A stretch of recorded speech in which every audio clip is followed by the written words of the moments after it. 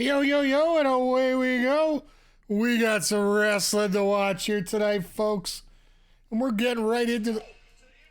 Normally, I start a little bit early as we're getting into the pre-haptic, but we got 5 hours of this beauty, so let's not even fool around here. We're getting right into the action right now. Hope you're doing well tonight. It's been a crazy day for me at work, so I'm glad that we're getting this to relax to a little bit here.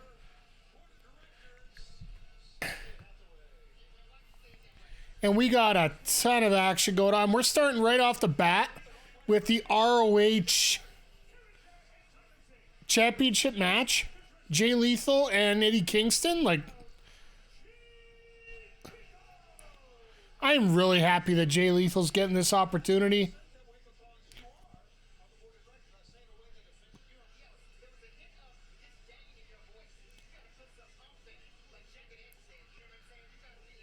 Stokely Hathaway to me just sounds annoying right now.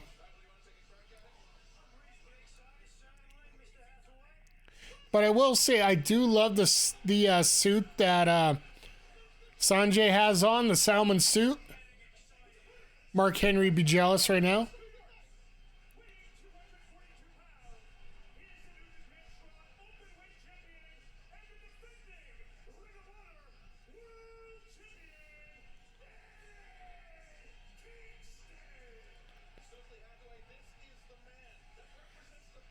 Man, Stokely's face is just priceless right now.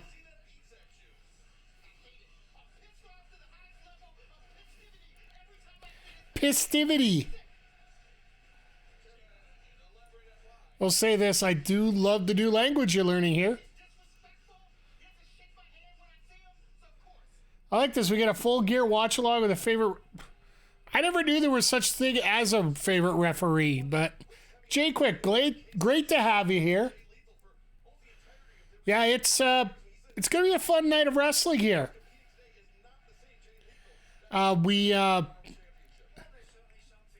This opportunity come forth due to the fact that bars get busy on Saturday nights, so we don't want to get in their way here. So normally we have our watch along at Beercade YEG, who is a great sponsor. It still will be here in 2024. But the last two pay-per-views of the year, we will be here with you. Because they are both on Saturday nights, and going to be a fun time to watch. How are you doing, by the way, Jay Quick? Hope everything's going well.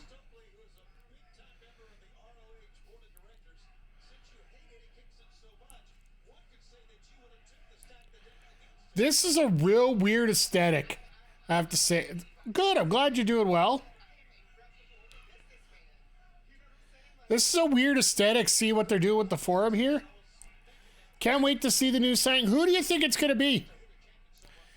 There is a lot of discussion about who that person's going to be tonight. I think the biggest news we got, you think it's going to be Ospreay? Here's the thing. Here's a couple qualifications we got to remember here. Ospreay is signed with New Japan until the end of January. There's nothing saying he can't sign going forward, so it very well could be. And that New Japan, they do have a good relationship with AEW. However, this could be a situation like TNA and Ring of Honor back in the early 2010s when TNA just started siding all these wrestlers away from ROH and telling them they can't work exclusively. They can't work with both. They got to work exclusively with TNA.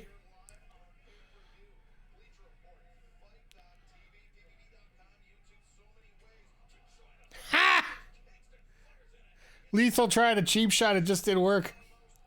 Pray it's not Ronda got help. Yeah, the biggest news we got right now is the fact that Ronda Rousey showed up to the Ring of Honor show last night and was teaming up with Marina Shafir, which, if she stays on ROH for a little bit, I think that isn't going to necessarily be a bad thing. If we could end up getting Ronda Rousey versus Athena on a Ring of Honor show, I'm with that.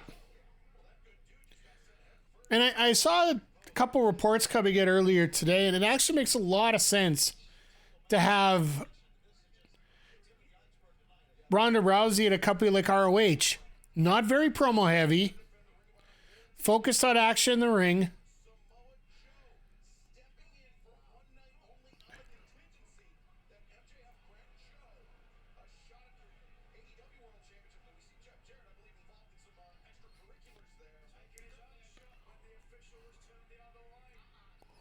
Oh, God. Are we getting 3 deads? Oh, my God.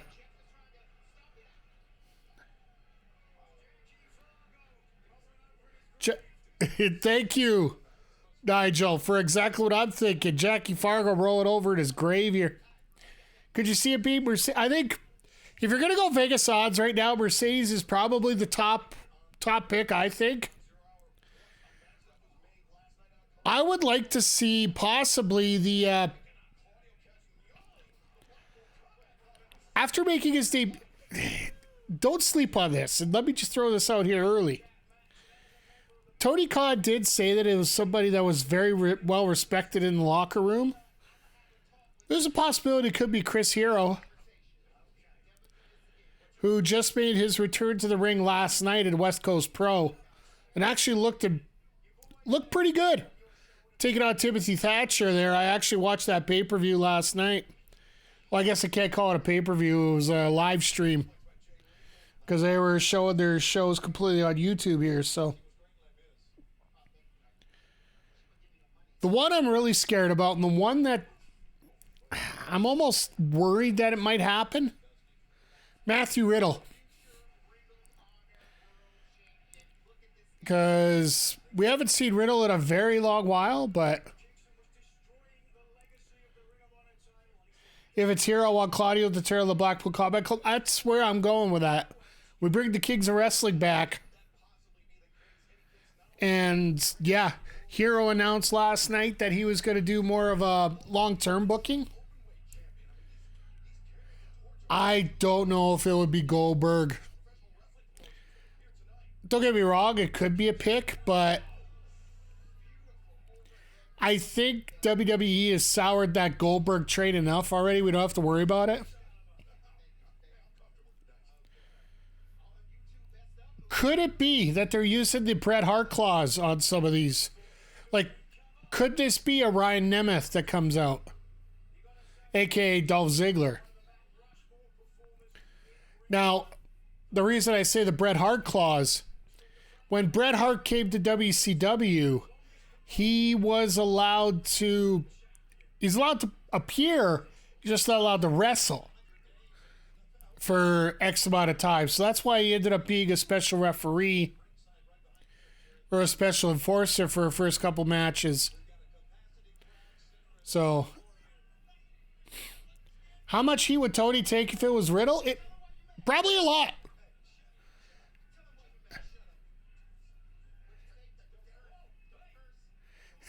I love the fact that Shivani is there cursing up a storm.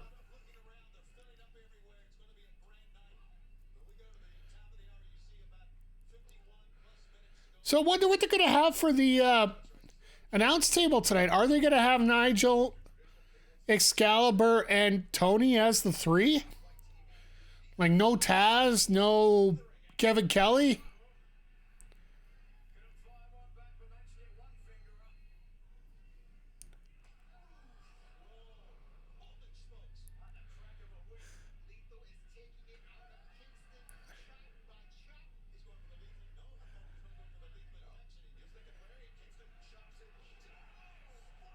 Nice exploder there. I think Tony's not afraid to take a hit on this, but it definitely will get the reaction. Because also the other thing you got to think about here, what level of an announcement was Tony Khan making about this? Prior to the show, it was not a tweeted graphic announcement. It was just a tweet announcement. So it might not be as big. I will say this right now. Oh my goodness, I love these.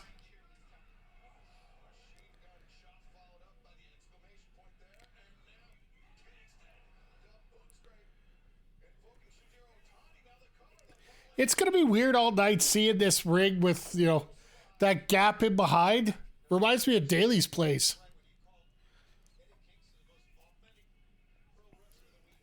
For those that aren't familiar with the Kia Forum, it is it's the former arena of the Los Angeles Kings and the Los Angeles Lakers before they moved into the Staples Center.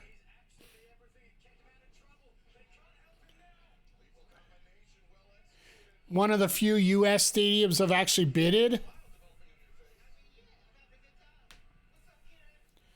Remember, a lot of Tony announcement has a lip. Yeah, that's the thing. And I think this one's been downplayed. I think Tony thinks a lot of these announcements are big in his mind, but I've been saying it for 6 months. I honestly feel that it should be Mercedes here because Mercedes debuting in LA just seems like so many things adding up perfectly.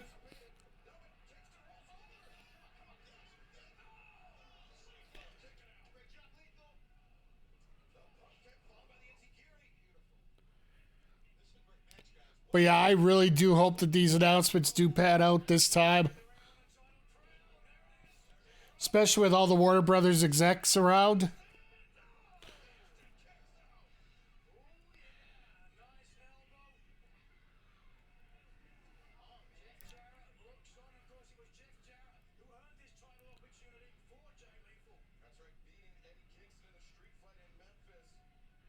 Okay, that's how he got this match. That makes sense.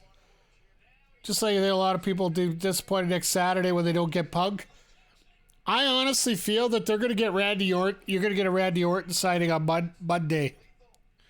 They're going to squash this in a hurry.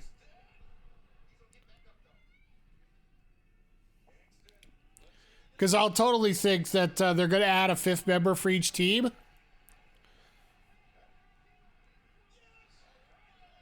Because they will add Drew McIntyre to the Judgment Day side. And Randy Orton will get added to the Bloodline sides. Or the Hero side, I guess, is the best way to put it with Cody Rhodes there.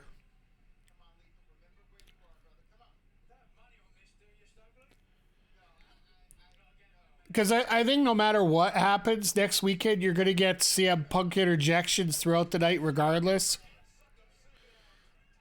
Because Chicago is the true Bizarro world. Everybody says Canada is, but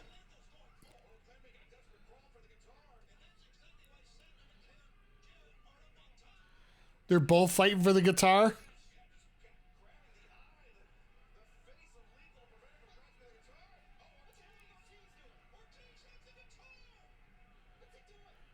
So what's Ortiz doing? All right. Well, he's not going to be part of Team TNA, that's for sure.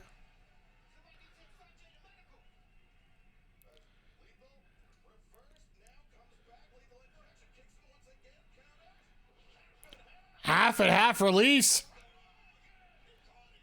Spinning back fist, we're done.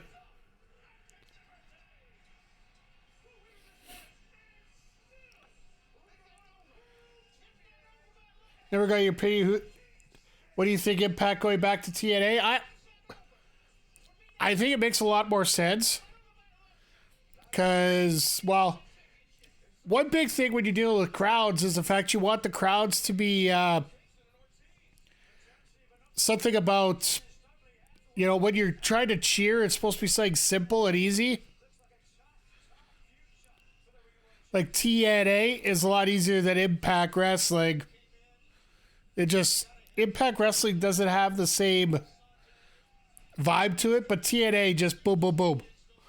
I think it's 2023, so you're going to have your immature people that use the TNA acronym for other stuff all the time, regardless. But I think for the most part, everybody's mature enough to know that TNA Wrestling is exactly what they're saying it is, total nonstop action. But now it's time for TNA to get their acting gear. They want to get up to that second tier, that middle tier, closer to AEW, to a little further away from the independents.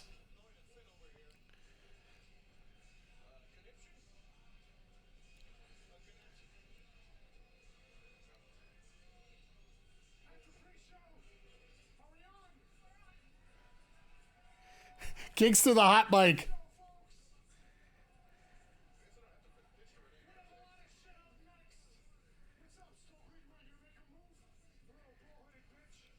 Ha!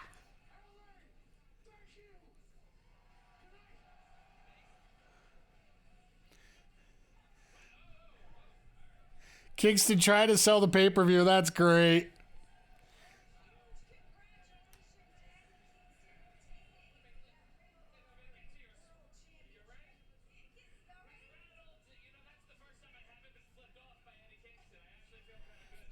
Very intrigued about the AEW Continental Classic. Here's another thing. They actually announced today that officially there is no interference allowed in any match during the Continental Classic. So it's going towards that pure rules type of setup. Like, it's not going to be purely pure rules, but at the same time, the fact they're not allowed to do any interference whatsoever from anybody on the outside, you're essentially going to get the best opponent of the winner of the tournament is going to be the best opponent for the International Championship, right?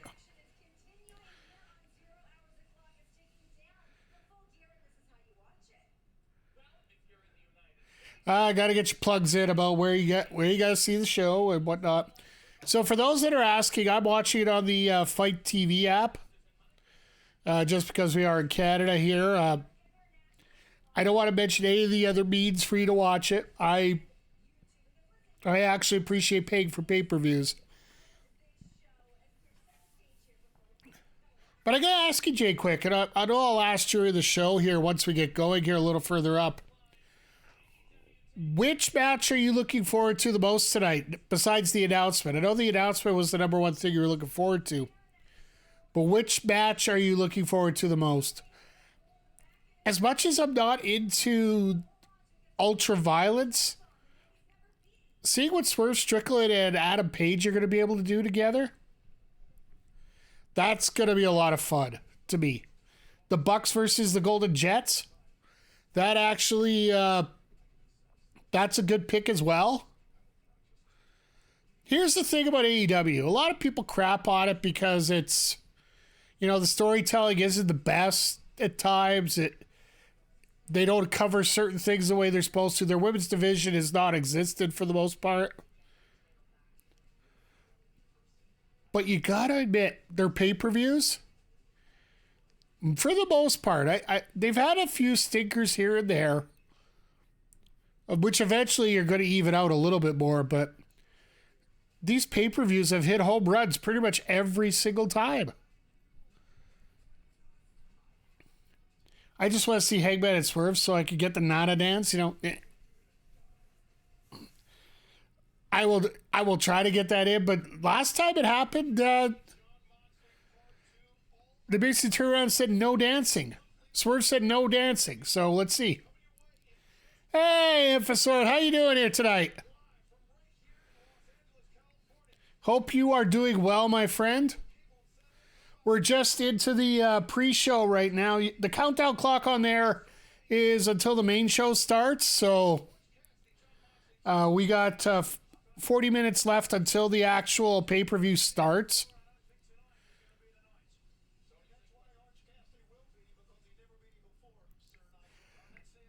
Oh, this...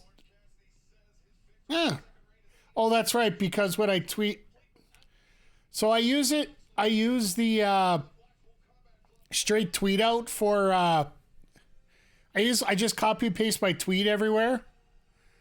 And I forgot that if you go into Discord, you have the gotta have that HTTP quote / back all that stuff. Yeah, fair enough. Oh, this is gonna be an amazing match here coming up. So if you guys are trying to check out the pre-show and you don't want to buy for the pay-per-view and you just want to hang out for the first hour, it is available on YouTube. Just look up All Elite Wrestling up on YouTube.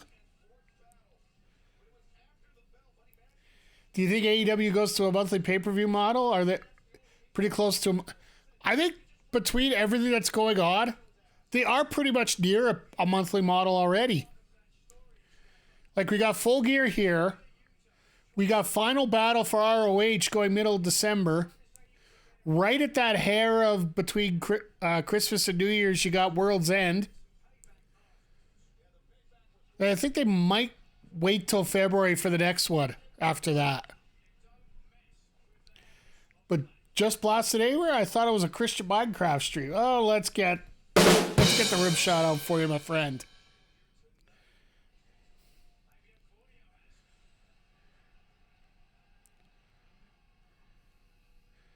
Oh, this is going to be a fun match. Once again, under the category of matches that WWE should have had.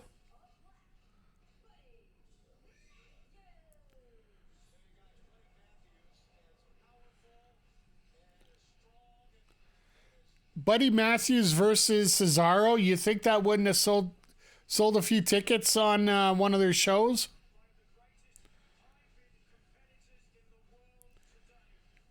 But it's great to see how somebody's going swinging.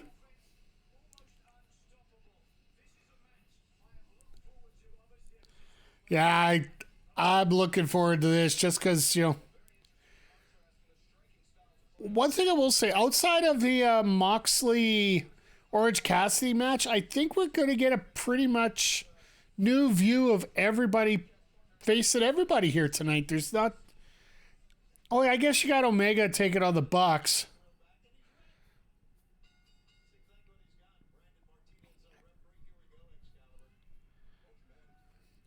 So they got an... All right.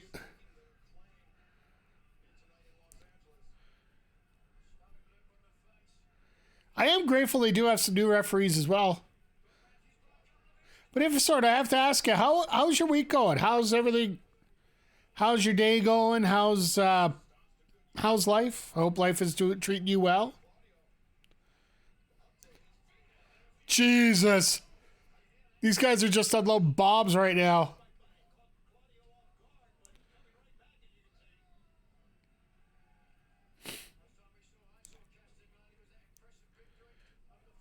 I know myself, I haven't fully got over this flu bug that I had last week. But at the same time, I feel I'm in a lot better shape than I was a while ago just because of the medication I'm taking and whatnot.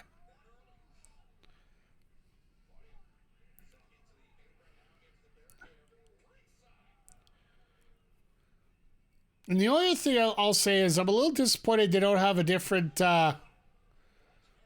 ring standard here, right? Like or entranceway.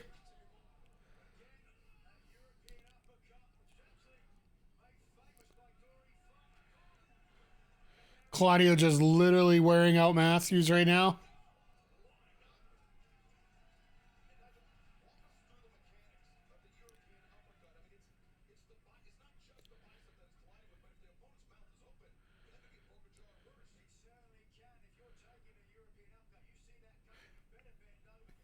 But yeah, we got a jam-packed card here tonight. We're gonna have 3 matches on the pre-show. We've done 2. I'm actually really surprised that they didn't do the MJF Samoa Joe versus the Guns match to start off the pre-show. Instead, it's going to get the main event spot. Now, I'll be perfectly honest. When it comes to the main event spot for the tag title match, I could see Joe absolutely screwing Max out of those tag titles because you're looking at Joe saying he's going to take absolutely everything from him. And yeah, you take out that first, and then he's going to actually help him in the main event beat Jay White. There's going to be some interference, and Joe's going to come out and fix that up. That way it's going to set up MJF versus Joe in MJF's hometown of Long Island for World's End. So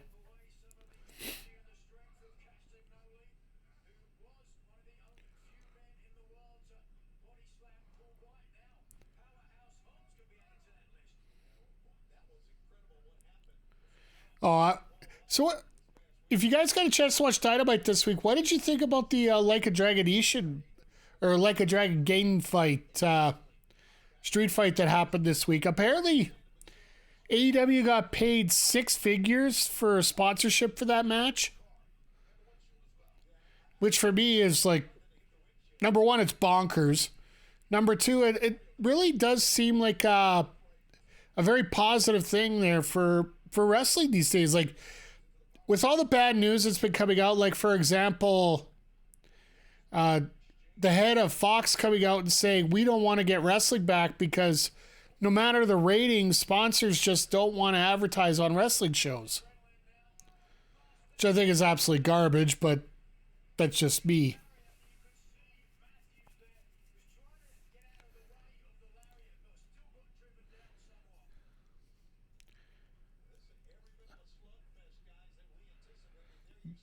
I'm actually surprised this one might go another 5 minutes.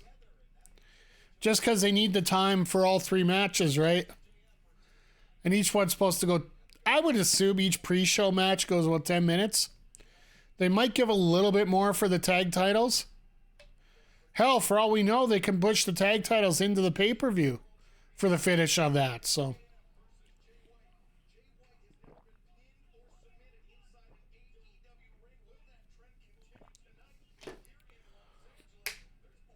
but we're definitely got 5 hours of action here to clean things up. But one thing I will say about AEW pay-per-views, they might go 4 hours plus the hour pre-show, but typically they do go rather quickly. Like with the action, the pace is a little bit faster so that it allows you to keep things going here and keep things smooth. Oh, nice reversal.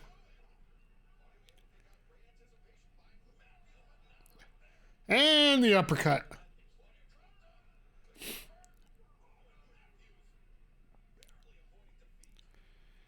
I absolutely love that Claudio uppercut. I think it looked real.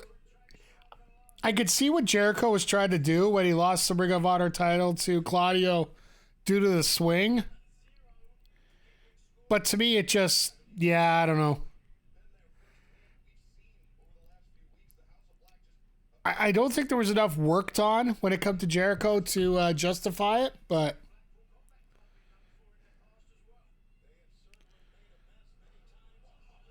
wow. Claudio's like, no, I'm just going to stay up here on my feet right now. There's the swing.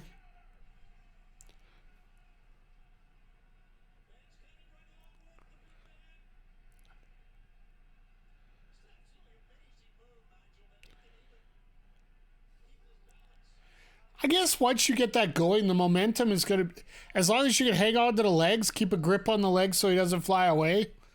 I would say it actually is that about, it's going to be hard to keep it going, but it does relatively compared to getting it going. I think it's going to be a lot easier. It has to be.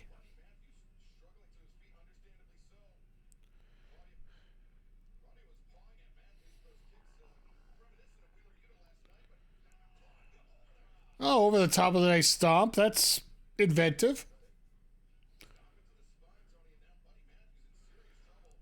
Go for the Claudio Plex.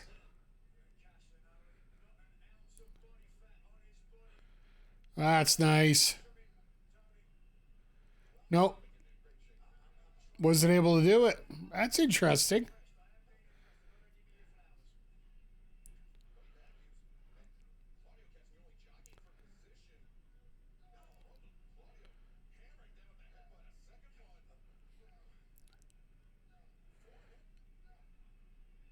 Does it keep with the headbutts here? Wonder what.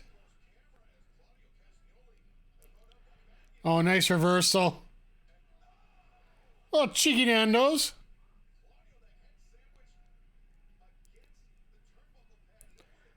I love how they call it the head sandwich because Nando's don't sponsor them. Get your goddamn camera out of there. A little bit of sense of disbelief, please.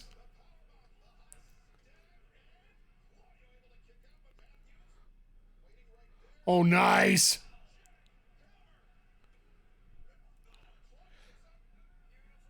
Very nice transition here by Matthews.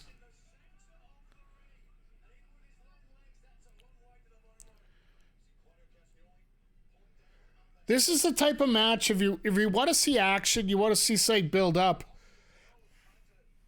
You're seeing two big powerhouses do it. I would think you'd want somebody a little quicker here.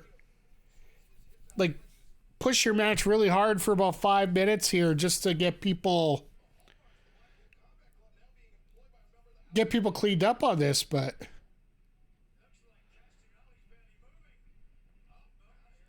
no, Claudio just said nope. We got our first blood of the night.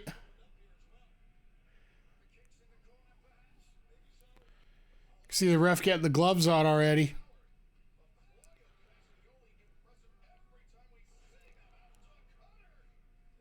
Thought that was Buddy's move, the TKO.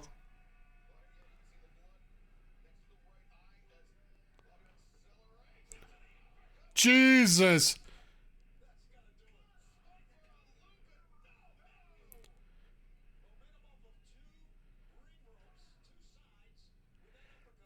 All right, straight jacket Ricola Bob.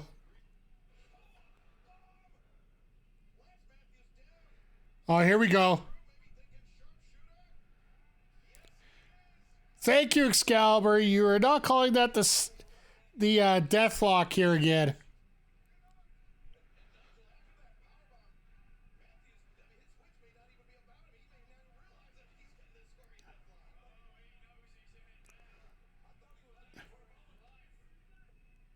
Hey, that's a tap. Come on now. He's banging the mat like that. Now it's a tap. I'm actually really happy about that. That actually worked.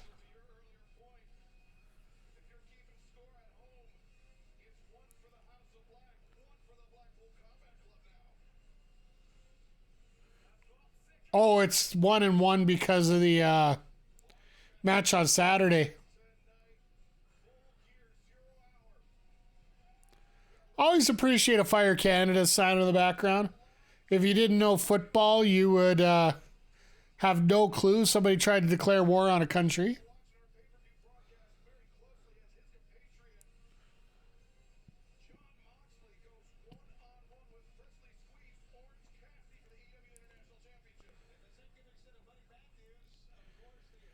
I really wonder what they're going to start the show with tonight.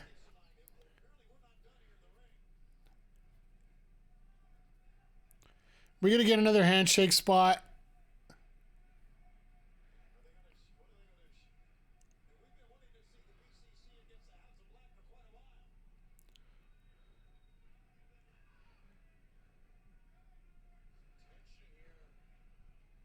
Just a stare down, and then Claudio puts the head down and goes, oh, there we go.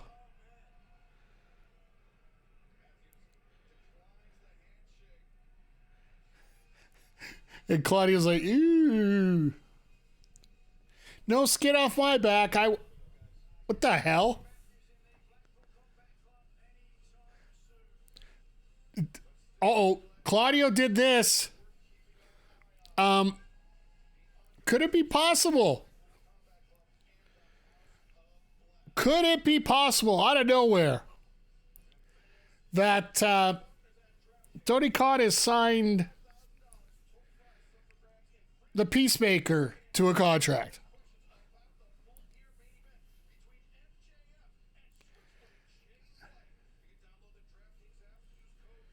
Are they calling that the main event?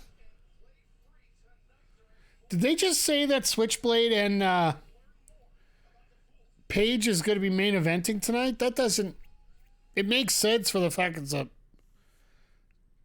it's one of those... Uh-oh. We got our DraftKings commercial, so, they don't pay us, so we're not going to give them any extra promo time here. Could it be that we have the death match on last? I wouldn't think so. I think the heavyweight championship match should be smartly going on last. If it doesn't, then it sort of helps reveal who's going to win, right?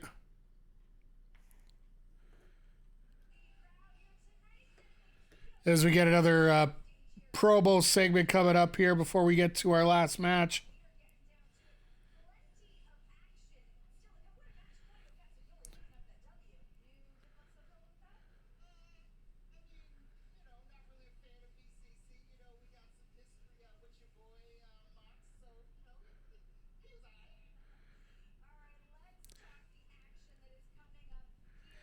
right, so they're going to be previewing the show coming up tonight here as we go along. Once again, thank everybody for stopping by here, whether you're checking this out live, whether you're checking out VOD, or whether you're checking it out on the YouTube channel. This will be put up on the YouTube channel right after we are done here. I will, I was thinking about co-streaming this, but I just didn't have time to get organized and all that. And if I want to do it, I want to make sure I'm able to do it right. So, oh God, we got a daycare match. That's always going to be great. As they're previewing the Sting, Darby, and Adam Copeland versus the Patriarchy.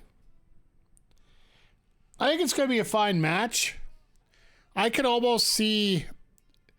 Could this be a moment where Copeland switch sides?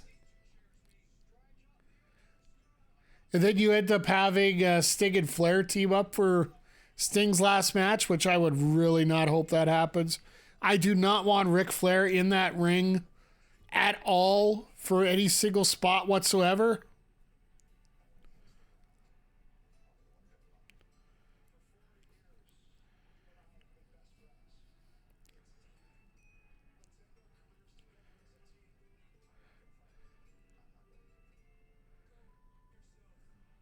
I love that, you know, it was straight. CLB is actually getting the ability to use his entire platform just to be himself, to be a dick.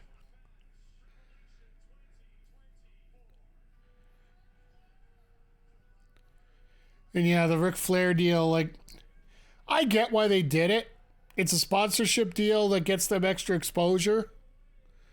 For those that don't know, it is for the Ric Flair energy drink, Woo Energy. My voice still hasn't come back well enough for me to do a proper woo, so forgive me here. But essentially the amount that they're paying for the drink is going to cover Ric Flair's contract, so... I think it's pretty much a win-win situation here for the Flair and for AEW in this case. Flair's basically paying his own salary back. The only people that are getting anything out of it are the tax people, which they're always going to get their coin out of it.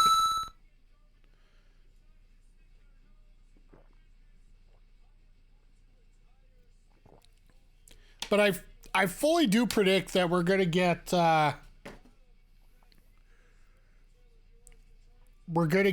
Copeland turning tonight. It only makes sense. Because if we're not going to get the one-on-one between Cage and Copeland, and you want to get that tag, you get the tag the other way.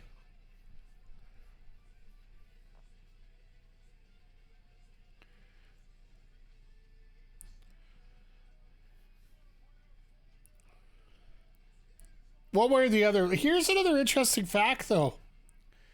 Sting has never lost at AEW. Straight up, Sting has never lost at AEW. If all the people in wrestling that have an undefeated record in AEW, Sting is the one.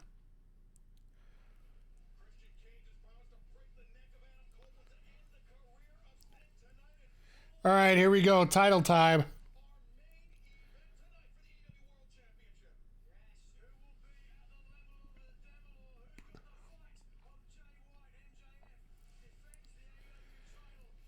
All right, Jay versus MJF, the main event tonight.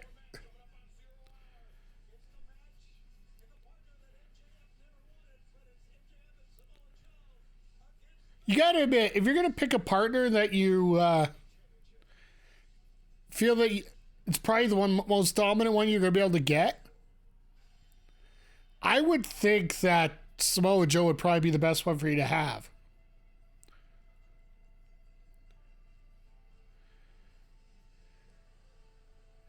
You know what? As much as you can hate these two overconfident, braggadocious, strange-looking Ass Boys. You gotta give them credit. They have definitely worked at it.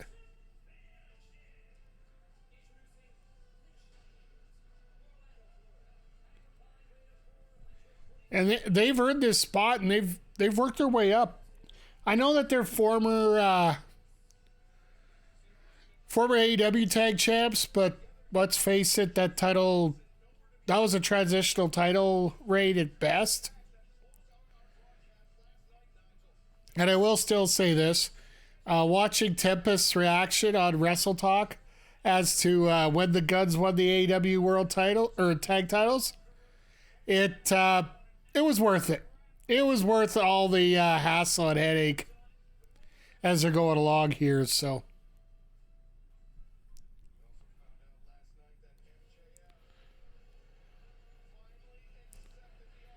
But yeah, it's funny. Cole finally convinced them to take Joe on his offer.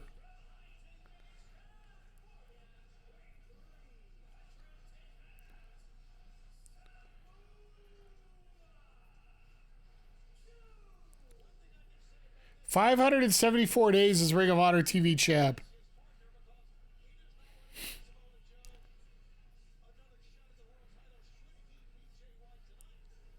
And if I'm MJF, I want Samoa Joe in the ring 95% of the time.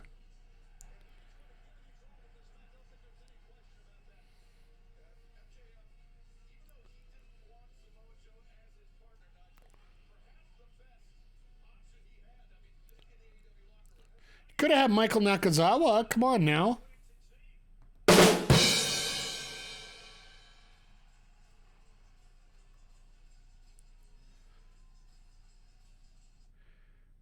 The hell? Are you kidding me? Gosh dang it, YouTube!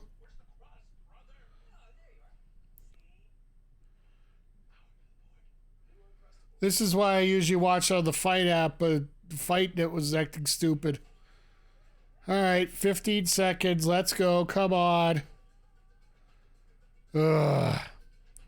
One of these days I might have to actually pay for YouTube Premium.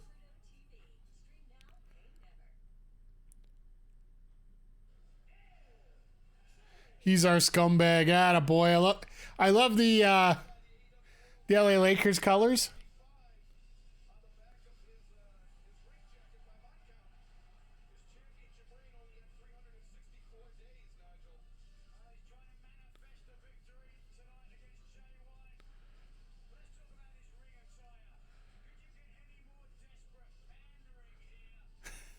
I love it. I love the fact that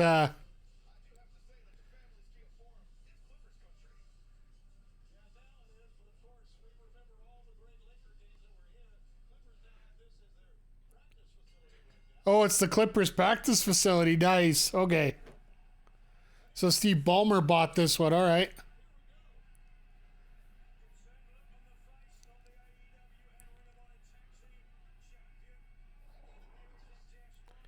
So this makes sense. We're going to get about 10 minutes here of this.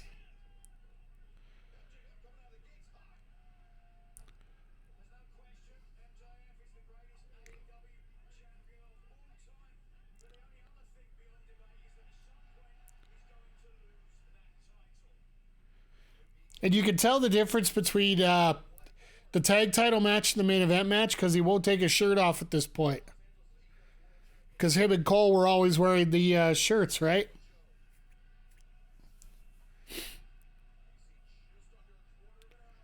But you're probably going to see a lot of these people wearing shirts because Pro Wrestling Tees and Shop AEW have their Black Friday sales on right now.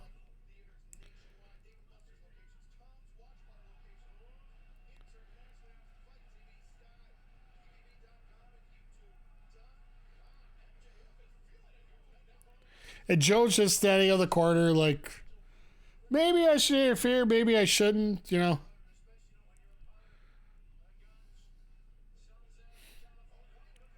Nice block by Joe.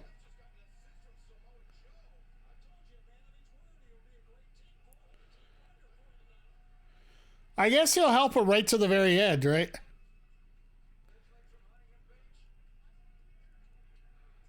Ha! Samoa Joe's like, nope, you don't need my help, but you gonna need my tag.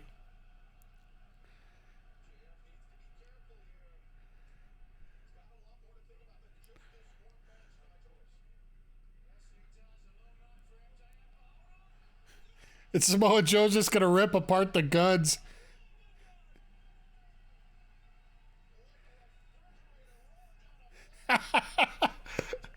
I love how Samoa Joe is just having so much fun right now. Like, his matches are so meme worthy as you go along.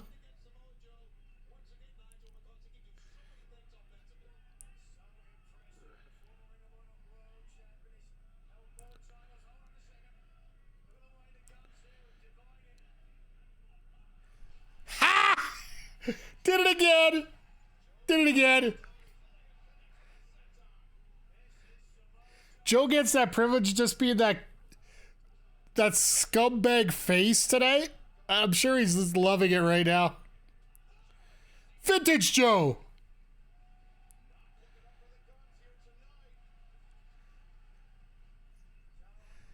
Ah, the way they were mocking him before.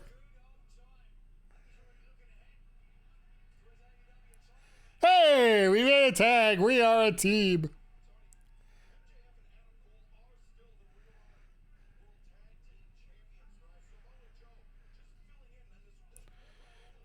I just find it funny that Maxwell's going to be the guy taking the heat for most of this match.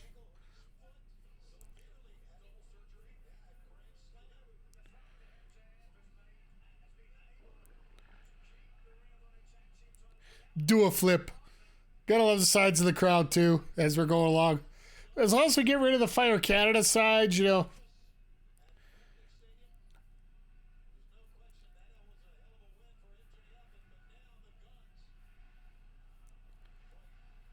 Oh, here we go.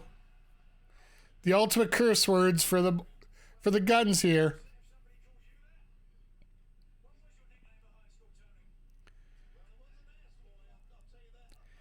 Oh, Tony's just loving the fact he can swear all he wants here.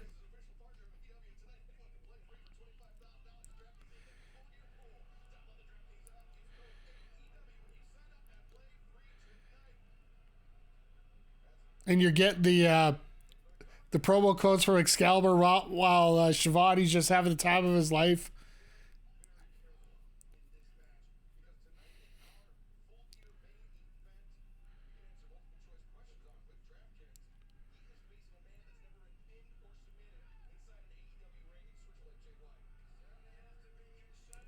Ah, the good old heel work there.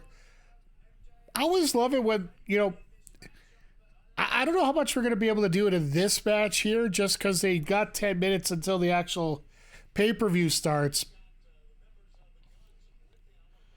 But I would say that I do like the Southern style of wrestling quite a bit where matches are slowed down, you interact with the crowd a lot.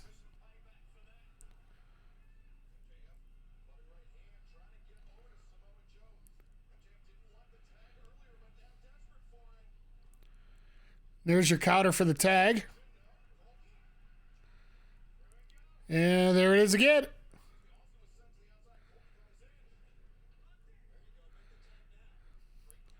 Nope. Nice run back in.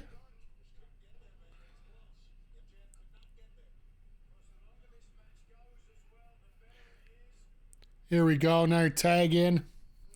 They're making sense here. Once again, everybody, thank you for stopping by here. We're going to get the show going here in just a moment. One thing I am going to do just before we get going here, after this match is done, before the pay-per-view starts, I will run 3 minutes of commercials for non-subscribers just so we can have the first hour commercial-free. There's the tag. I think Joe just likes beating people up more than anything, right?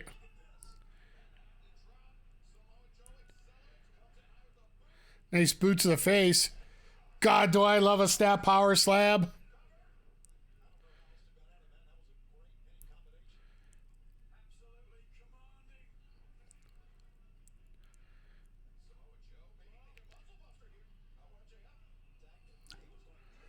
You're not going to let him get the muscle buster.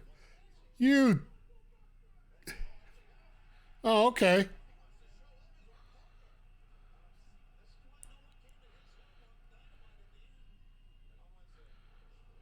Oh, I'm surprised that.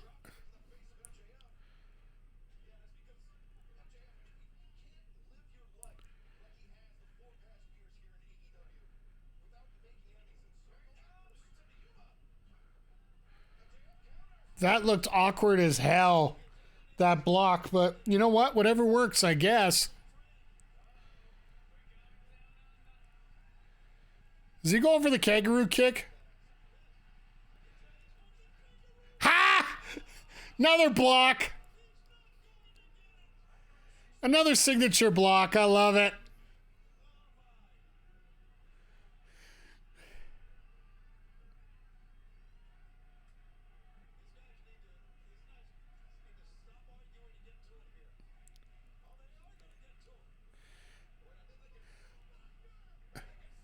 They're going to go stereo muscle busters? It's cool.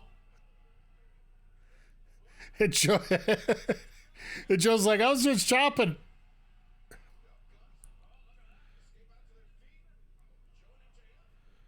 Meeting of the minds?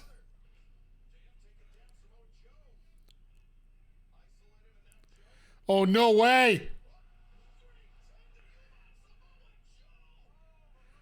Oh, look where Joe landed, though.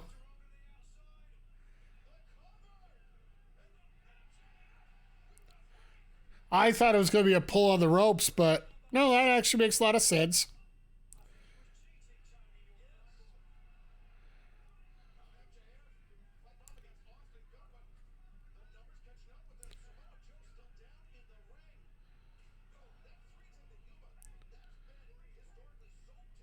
So I'm glad they are selling the 310 to Yuba.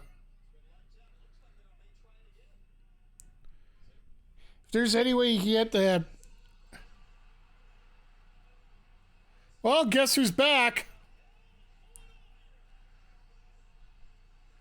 He's on crutches, but he's back.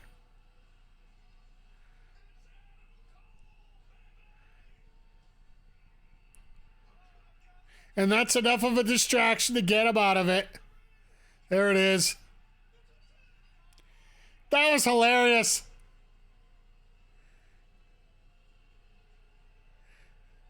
That's hilarious.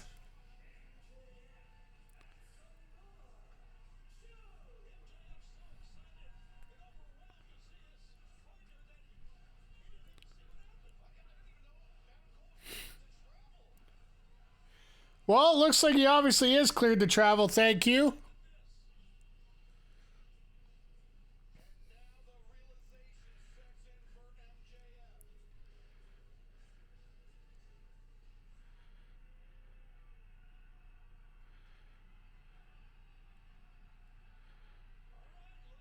There's a handshake. Yep, we did it. We worked together. Now I'm coming for that title. Makes sense. Like it pretty much worked out exactly the way you would think it would if they weren't going to lose the title tonight.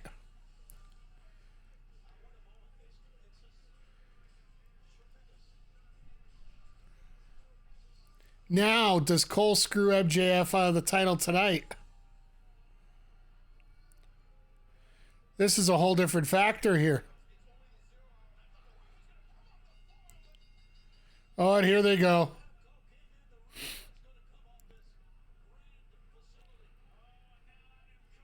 Now they're going to beat up MJF.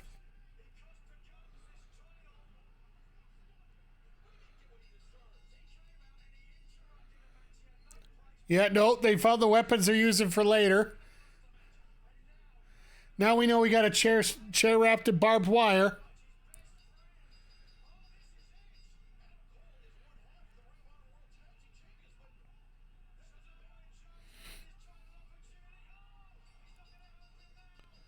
Oh, and now, oh God.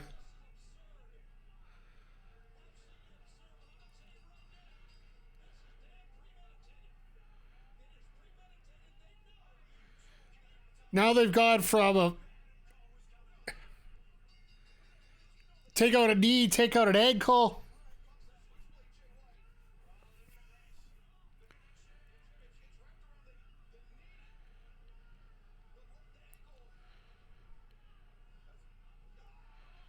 Yep, there it is.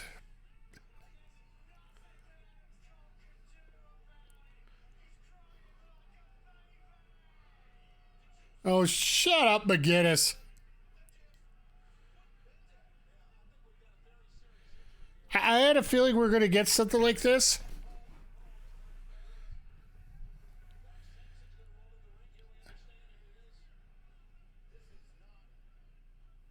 This is... Oh. Now, do they actually have the match? He's probably going to get the match, gut it out, blah, blah, blah. It's a little... I'd say a little cliche, but... Oh, God, here comes McGinnis.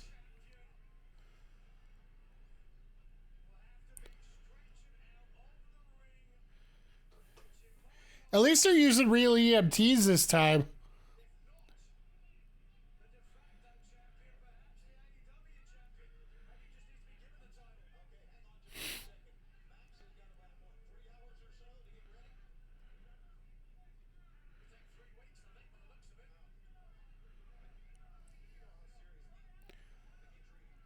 There's Pat Bucket behind there, but...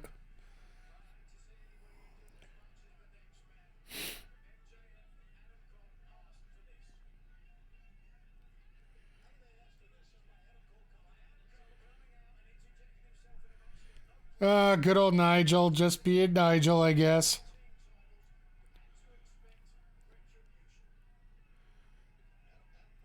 Oh, wait. They said in Retribution, you know, they're... Shelton Benjamin confirmed as the new signing.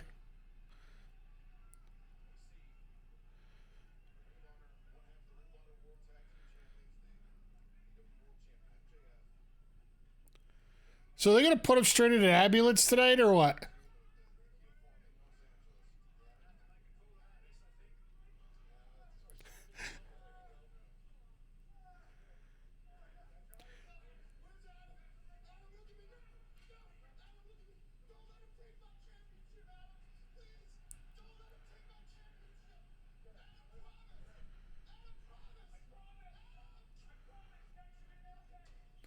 You're going to get Adam Cole versus Jay White tonight?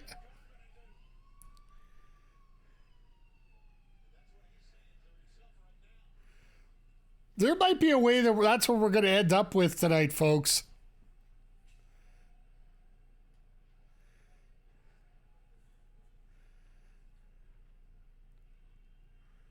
Because what else? Oh, there's a gun. Stay out of the shot.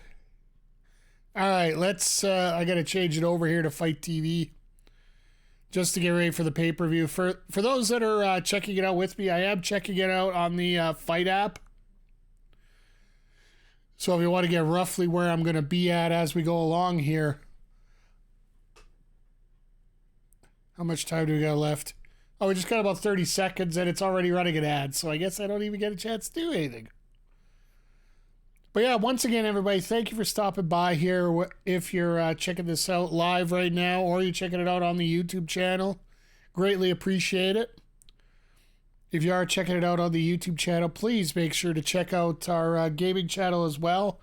The little title card will be just popped up at the top here, just previously here.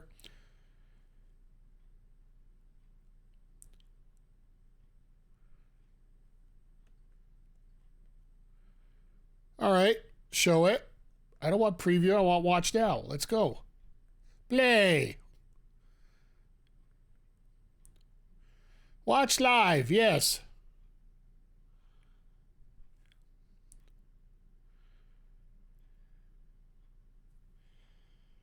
All right, this is always the part of the stress where they actually got to get the show back running here, so. There we go. Now it's up and running and we're good to go.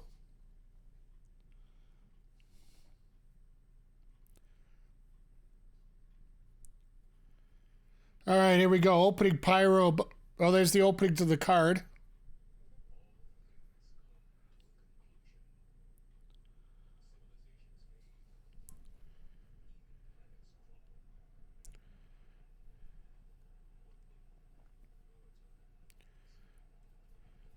I do appreciate what the production department has done for AEW right now. It don't get me wrong, they have made some big gaffes during shows while they're live, but the videos they've been doing lately have been excellent. Absolutely excellent. And how they produce segments and whatnot. It seems like they've been doing a really good job for it.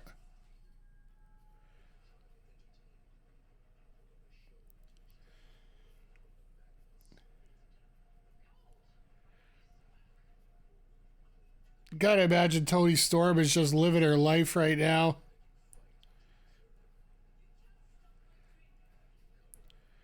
And I'm glad that the crowd is starting to get a little closer to what Shida, starting to enjoy Shida a little bit more than they used to.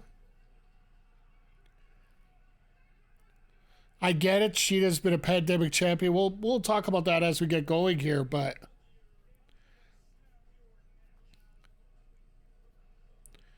as now that she's had a chance to work in front of viewers, I think fans are being a little bit more forgiving towards Shida.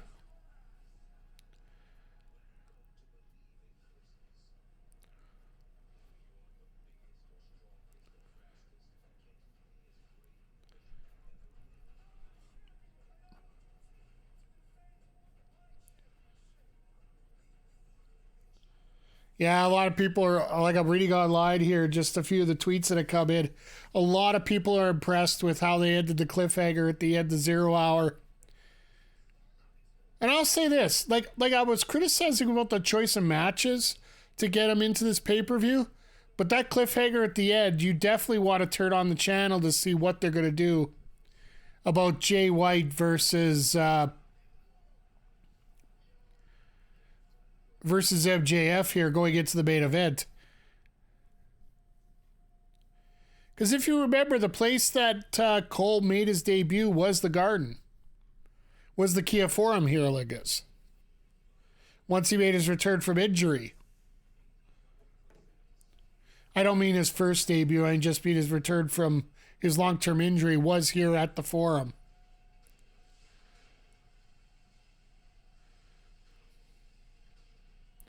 There's the pyro if anybody needs to sync up.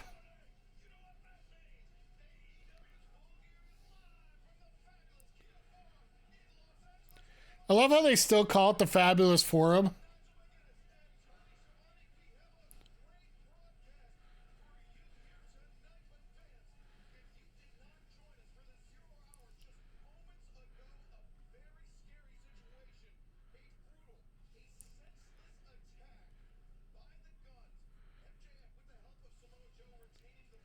Oh, so they're literally going to. I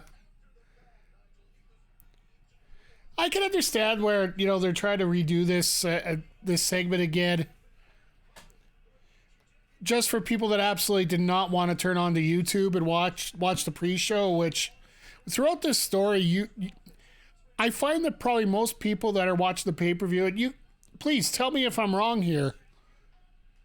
You're probably watching the 0 Hour if you're not watching the main card when it comes to AEW.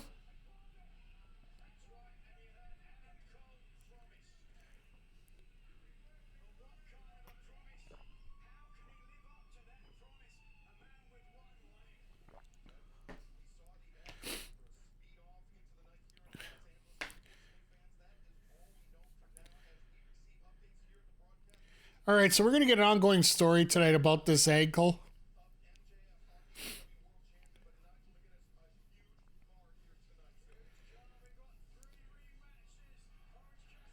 Oh, that's right, because Shida and Storm are a rematch as well.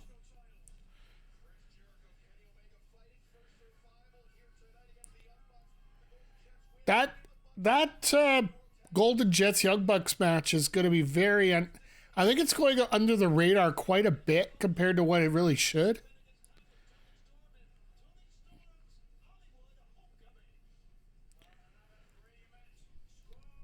So I wonder what they're probably gonna open with a tag title match, I would think.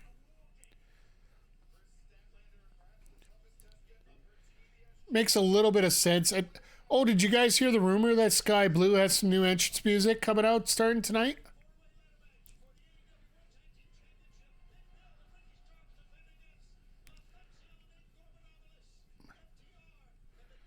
Oh, it's a ladder match. I didn't even realize that part.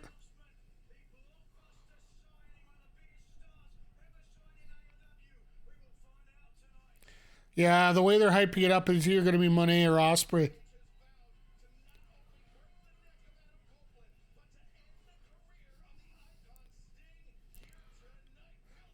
As much as you hate the CLB, you gotta love the fact that he's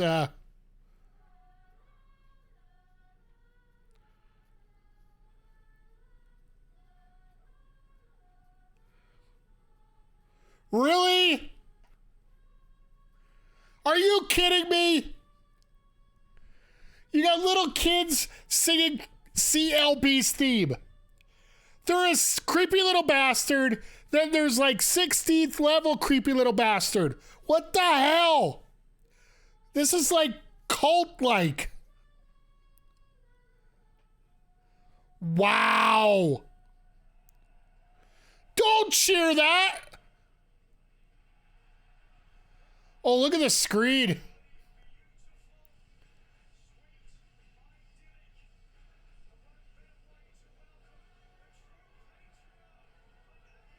Wow.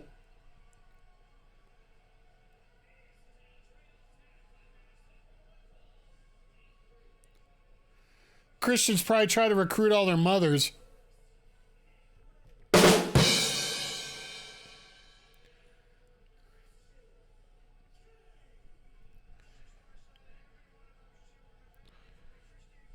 I love how they got all the boards as LED screens, like all the barricades, right? Well, sorry, I guess it's the front ring apron and the back barricade. Ha! I love it. Ken Jong and the crowd flip off.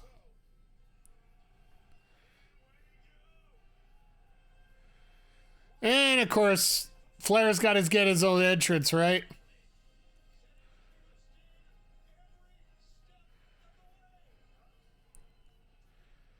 I'm just glad he's not here literally every night.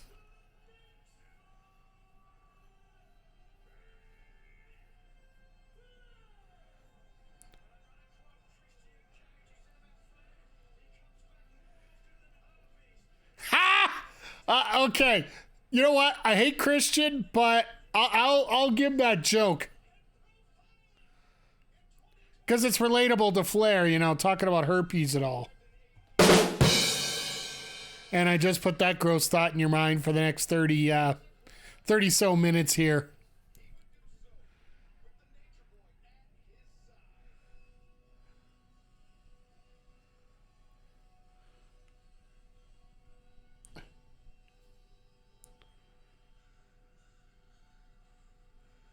So are we getting, is this the weird oh, I forgot it's Darby, so there's got to be some kind of presentation first.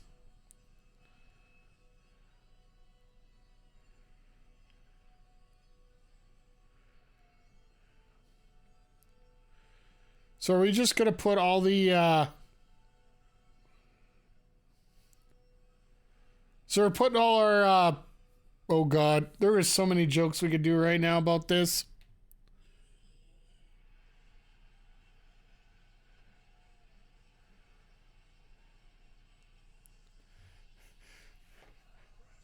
And Edge has got Sting's face paint.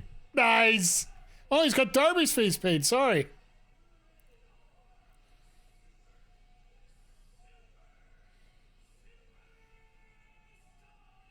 Super. We need Tony Chibble.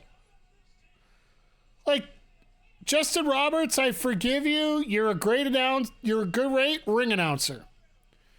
But we need Tony Chibble here for at least one match.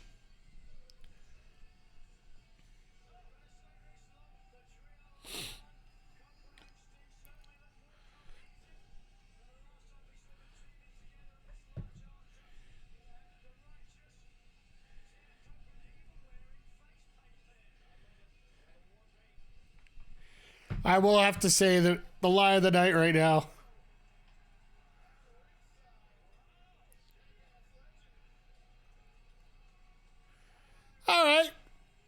We got the celebrities out tonight, so this is great.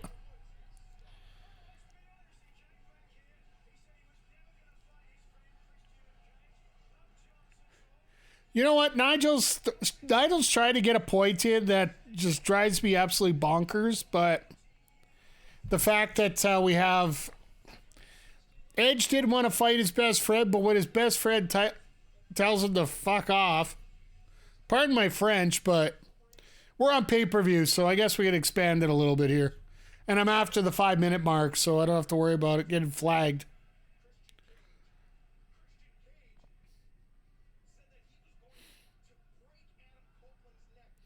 And the crowd still singing Alter Bridge.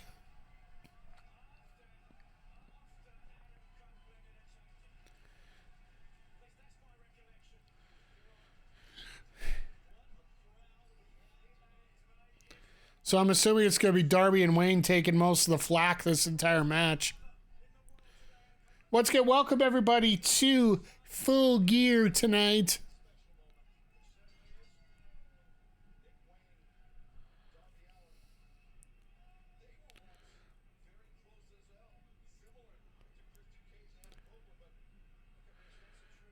Oh God, I'm going to puke.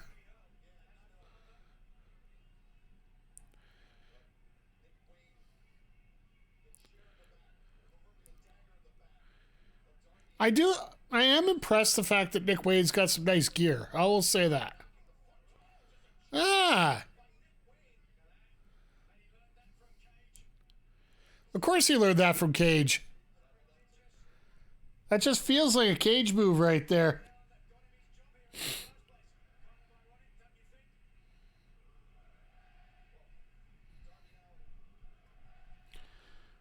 I love the Who's Your Daddy chants right off the bat here with this crowd.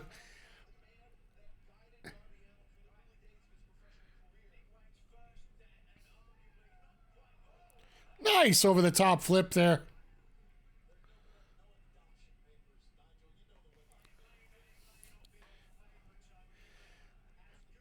You know what's amazing? Watching people that just plain old are enjoying themselves right now.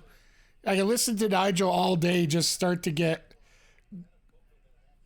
all grouchy and snitty and old school heelish.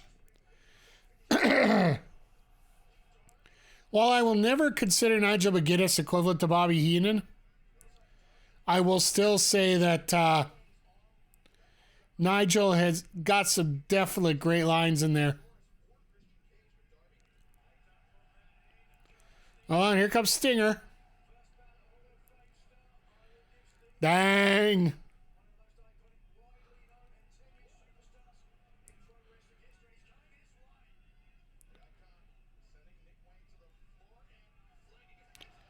This is like good old-fashioned woodshed trading right now, if you ask me. And even Sting's like, wow, I threw him a little harder than I thought I would.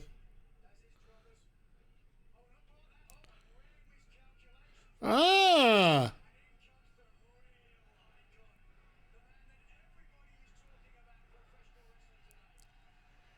Oh, we've been waiting for this for years. And here comes Luchasaurus.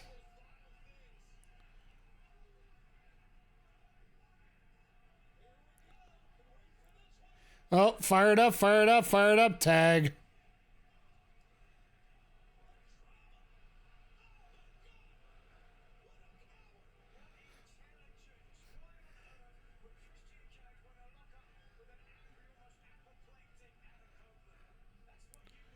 Oh, don't worry. We're going to see it eventually here, but...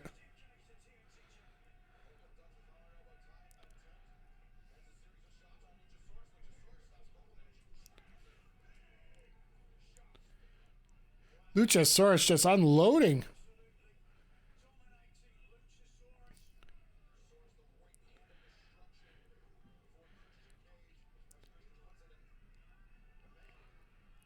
I will say that I dig the choice of the first match here tonight. I thought they might do the ladder match to start, but actually I thought they were going to do the four-way, but when I realized it's a ladder match, there's no way in hell they were going to do that first.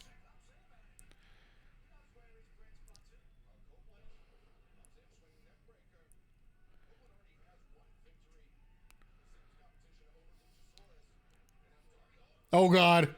Oh, God. This is that moment where the best example you give is when you tag in your manager in a match with, like a trios match, when you have your manager and you have your rest of your wrestlers that, actually do stuff. Darby's sort of that. Well, Darby still is a wrestler. He's just so much smaller compared to everybody else.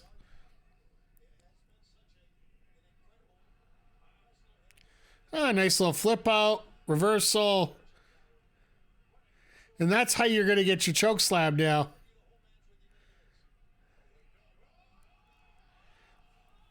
Jeez!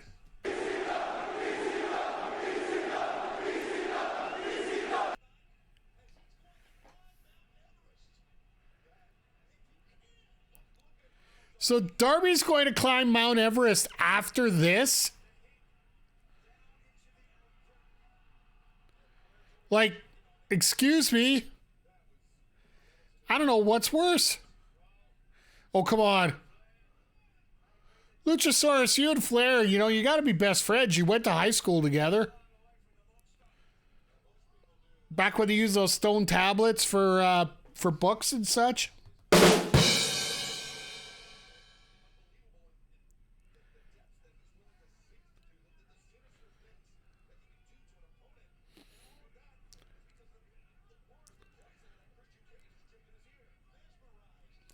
So, of course, this is going to be, like I said, Darby Allin and Nick Wade are the two guys in here that are probably going to take most of the beating throughout this match. Makes sense, too.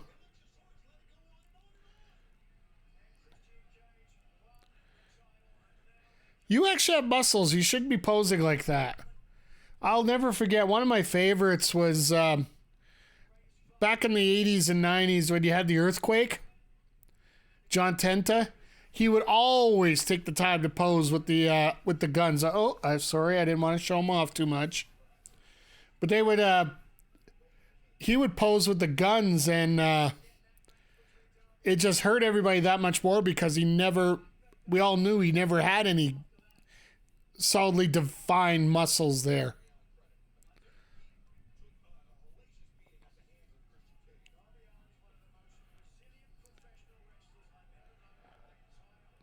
Oh, God.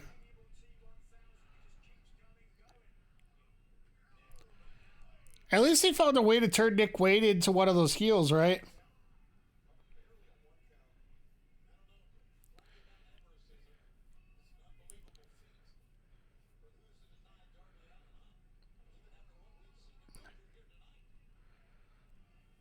Just keeping everything nice and solid here with... Oh, and now we're going to start mocking... How many times are we going to see the Fargo strut tonight? So that would be 3, 4... One more for the good guys. Express Dunlop, thank you for the follow. Appreciate it. Hope you're doing well tonight. Just hanging out with a little AW Sidecast here with Full Gear. Normally we're on every Wednesday for Dynamite, but special pay-per-view, got to pop in here, see how things are. How are you doing tonight? Well, that tag looked a little awkward. But if it works.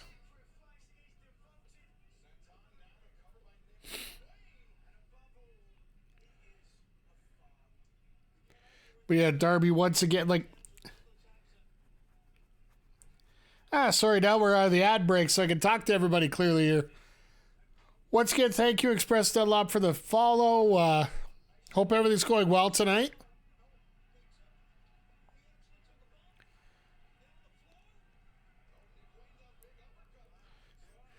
I love how Shivani's shocked that Christian Cage took a bump.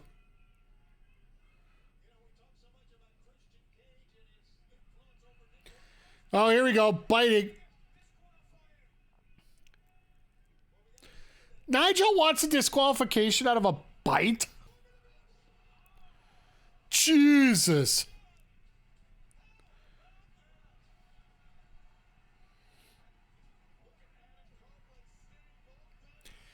It's so hard to not say Edge right now for what's going on here.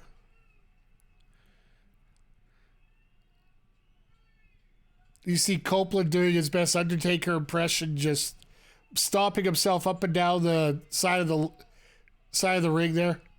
I never realized Flair looks so much like the ring skirt here tonight with his jacket.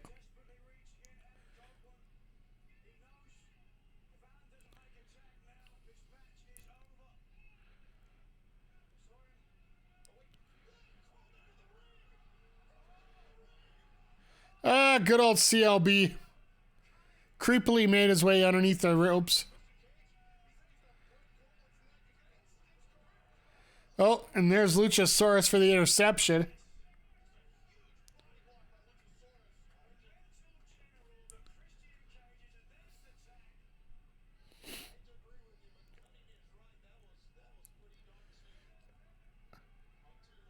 I wish, somebody like Copeland would just sneak around to that corner while Christian's not watching, and all of a sudden there's the tag.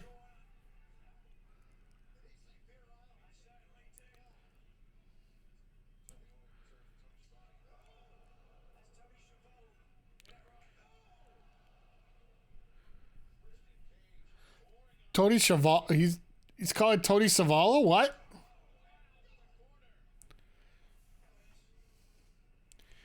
And this is a man that's going to climb Mount Everest tomorrow.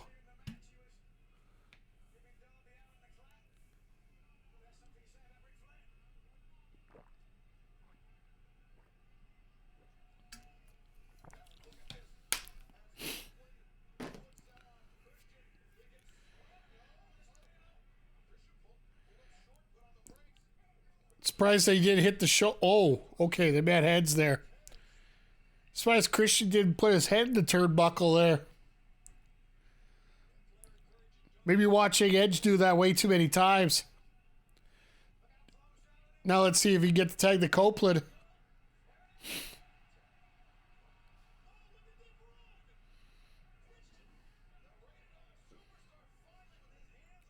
Well, I got a hand on Christian. We'll give that.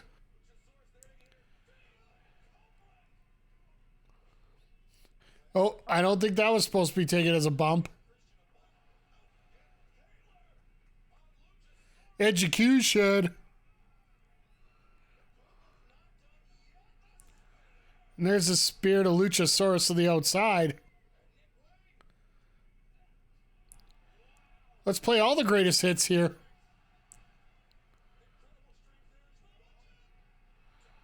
And Darby takes them both out. All right, Sting, time for you to do something crazy. This is that point. Flair's probably turned to you. You might as well get at it.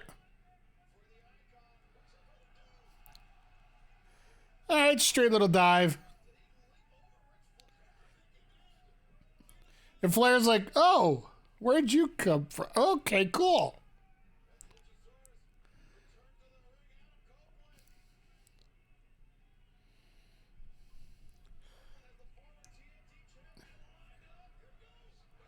Oh, no. Oh. A legend spear?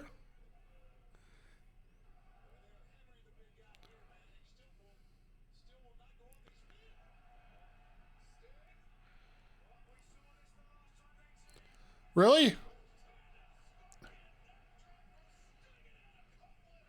That's a nice little tag team maneuver there. Oh, this ain't gonna be good.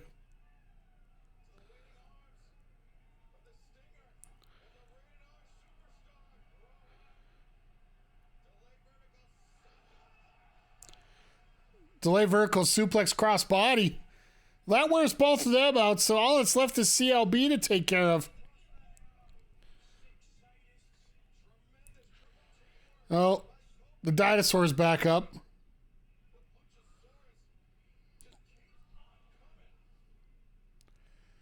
Gotta hand it to Luchasaurus, trying to make the best out of all the situation here.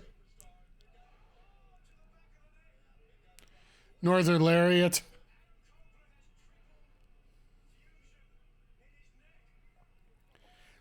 I love how Nigel has absolutely no clue what that means. Uh-oh. The jacket's gone.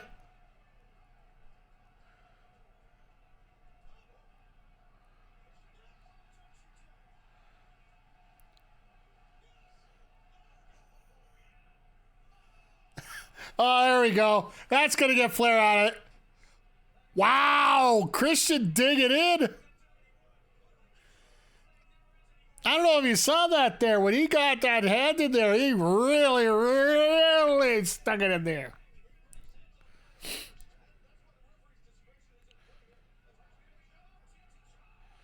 And Luchasaurus is down. Uh-oh.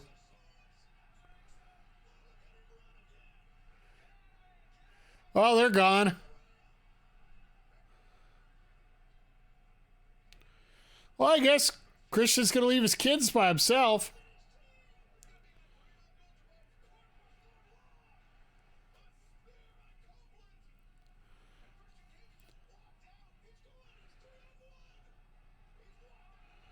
I'm actually surprised Luchasaurus is going to be the one to eat the pin here. Wow. Okay.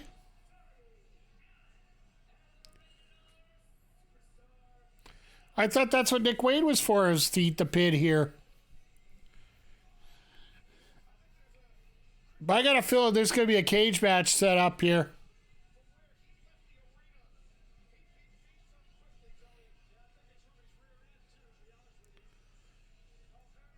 Flair, sell your dick. I never thought I'd be saying that. You just got hit with a thunderous low blow with a little extra grinding in there.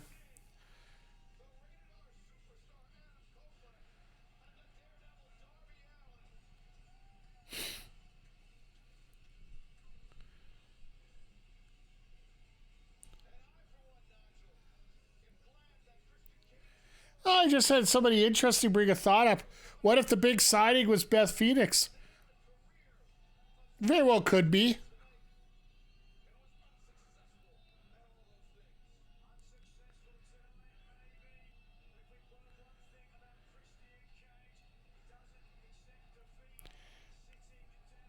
Hell of a finish. Hell of a job.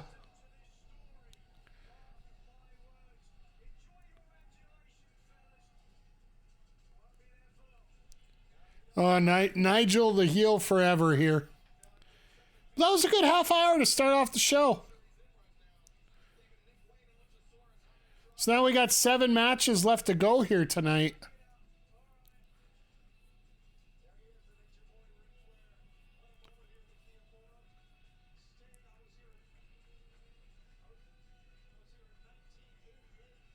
Was that Sting's son?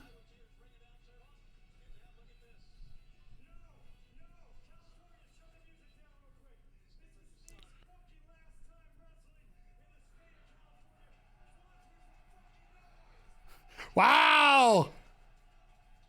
Darby getting a little bass in his voice here.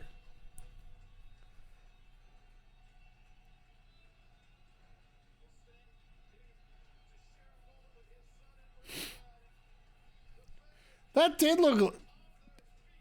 His son looked like a chip on his old block here. Hey, Zodiac, how you doing tonight?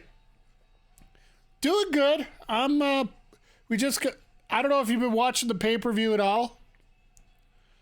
We're one match in here.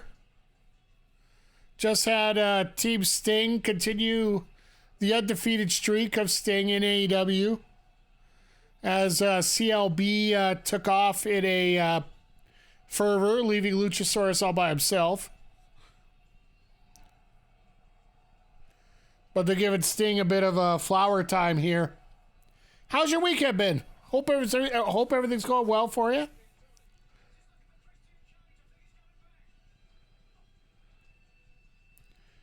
And Nigel tried to be the heel upon heels here tonight.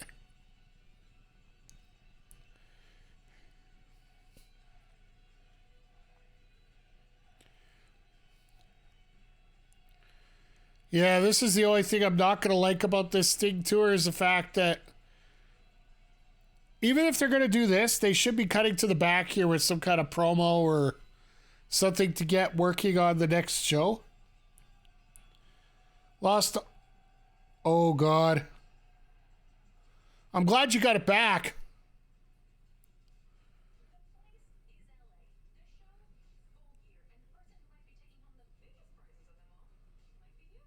Oh, yes, here we go. The DraftKings promo. So, no, I hear you on the editing part there. It's funny because Rick Jules, Quest for Jules, just had a 24-hour stream at the beginning of November here. And he almost lost the entire VOD because his hard drive crashed during the stream. So if you're not familiar with the video streams, OBS will record your streams, but if you end up having to close the program prematurely or get it shut down one way or the other, it doesn't save your MKV file properly. Lucky for us, we were able to get the whole thing off of Twitch for the VOD section, and I got. We actually have the entire 24-hour stream set up, so we can. It's cut up into game parts, but we.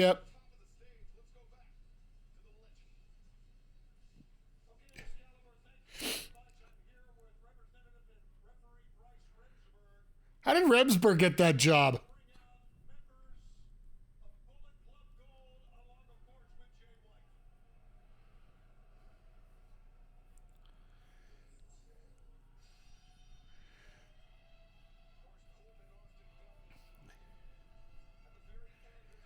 So Remsburg gets the job of being Tony Khan tonight. That's funny.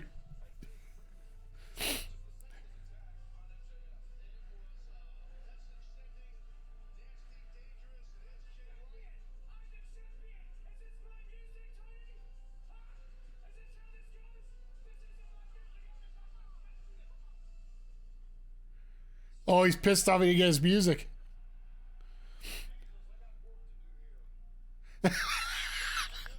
I love Tony.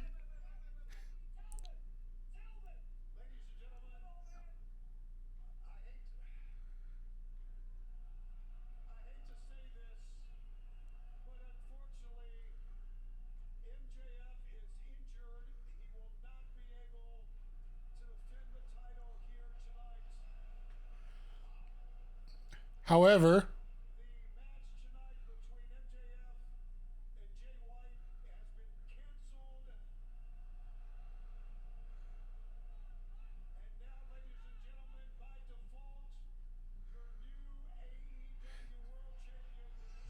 oh, here we go.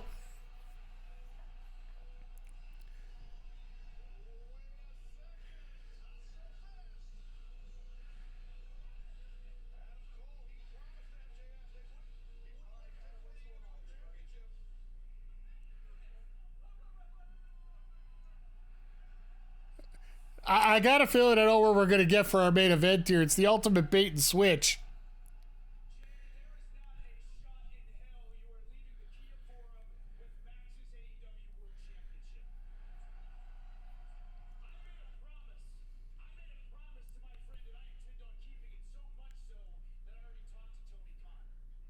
Wait, did Tony just...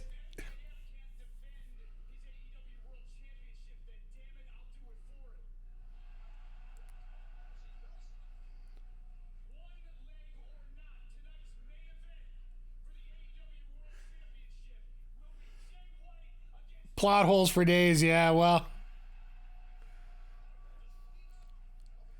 One thing I've always said about AEW.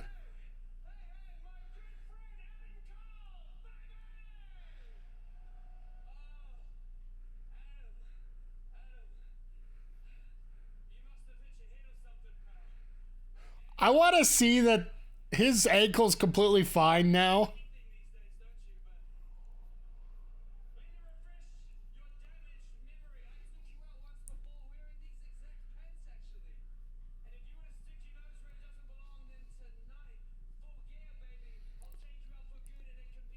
His ankle is Rod's neck, well, until last night.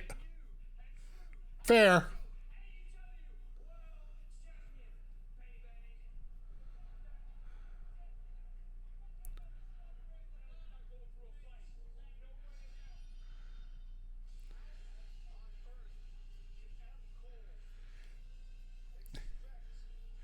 So Adam Cole's going to come out on one leg. Yeah. But speaking of plot holes for days, that's one thing about AEW. Oh, Taz is back. I love this. Here's your A team right here. Well, Kevin Kelly too, but Oh, we in for some fights. But speaking about those plot holes. Yes, the finer details of these plot holes. AEW has a horrible time trying to figure these out. But sometimes you just gotta... You know what I always say? You gotta turn your brain off once in a while. I think that's pretty much what you have to do with... when it comes to some of the plot lines here in AEW. Sort of like with Tony Khan's and big announcements. To which I will still say that I feel that there's been like we were talking about it earlier in the show. Who's going to be the big signing? Big money right now is on Mercedes. Worst money would be on Ronda. I said there's a possibility it could be Chris Hero or unfortunately Matt Riddle. It could be all over the board. This one reeks of overbooking. They had enough time to figure out the main event twist. Yeah, I got a feeling we're gonna have a screwy finish to the main event here tonight. Like I said it before and I say it again. I thought that the Guns were gonna beat MJF for the tag titles because Samoa Joe said that he's going to take everything from MJF.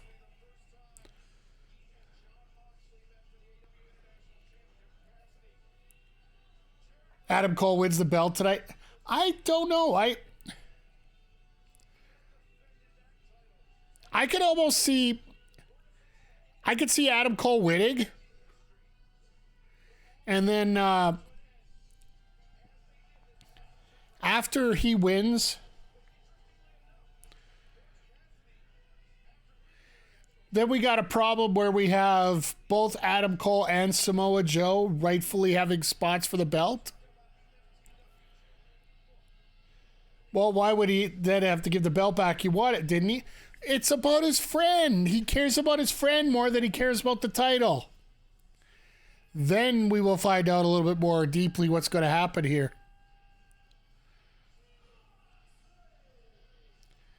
Now, here's the other question. Does the Devil take out Jay White sometime tonight?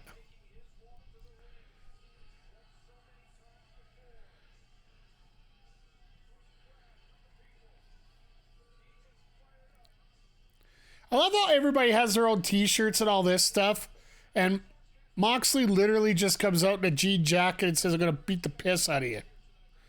I do understand he has the Blackpool Combat Club stuff and the Death Jitsu stuff.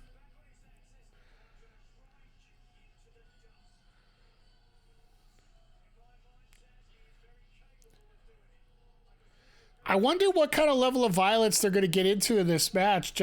I know it's a Moxley match, don't get me wrong.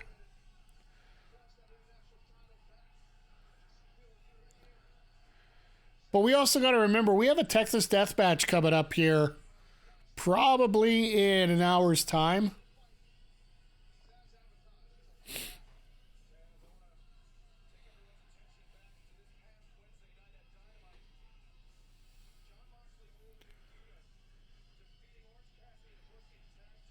Oh, yeah, they're talking about that tag match on Wednesday.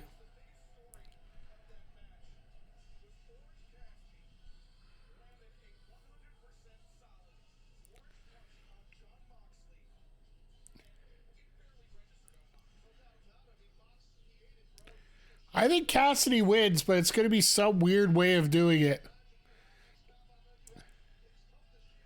I do appreciate the new graphics. for each title. Ring of Honor's had a new one for the Ring of Honor heavyweight title and the tag titles. Now the international title.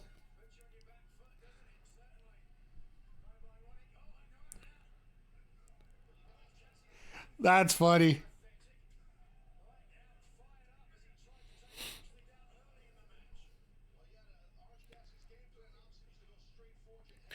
Cassidy goes for one shot and Mox just says nope.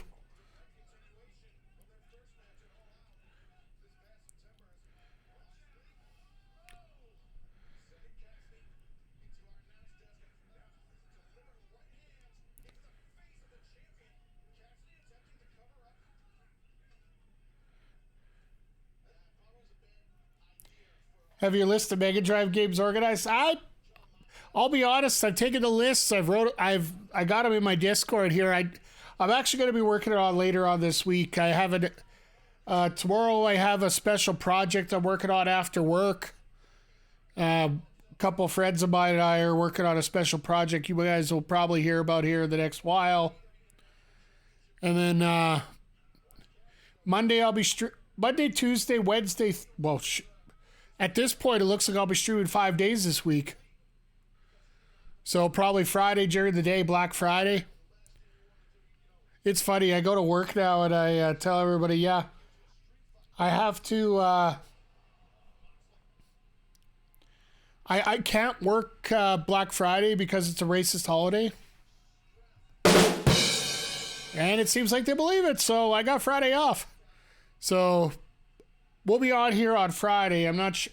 I still got to hammer out the schedule. I think we're going to get back to a little bit more of a normal schedule. Friday will be a bit of a bonus day.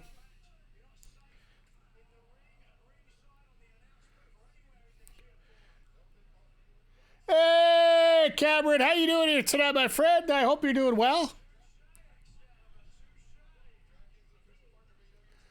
Saw you whipped onto Twitch. What was it, last night you were on for a little bit? I was just surfing around. I didn't stick around anywhere too long here yesterday. I was busy editing and whatnot.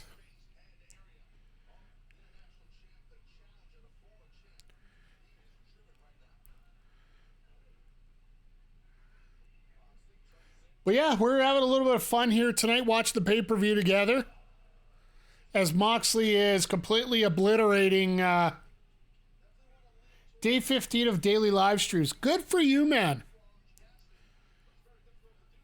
I will say this.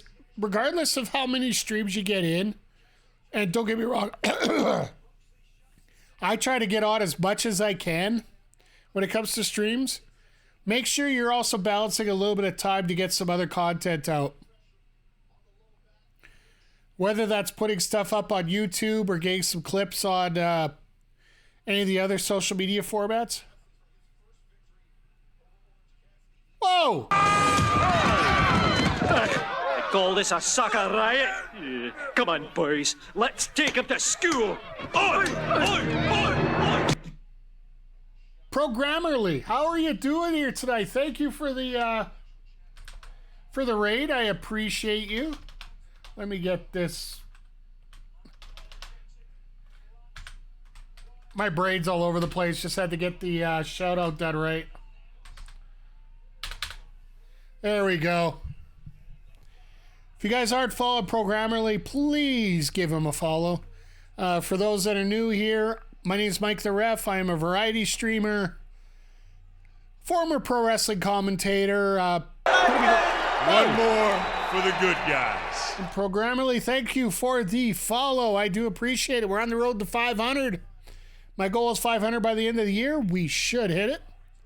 We're actually doing a watch log here of AEW Full Gear. Usually every Wednesday we do an AEW Dynamite sidecast. And just talking some wrestling, enjoying life. How are you guys doing? How was your stream? What were you guys doing? Little MLB, a little bit of sports.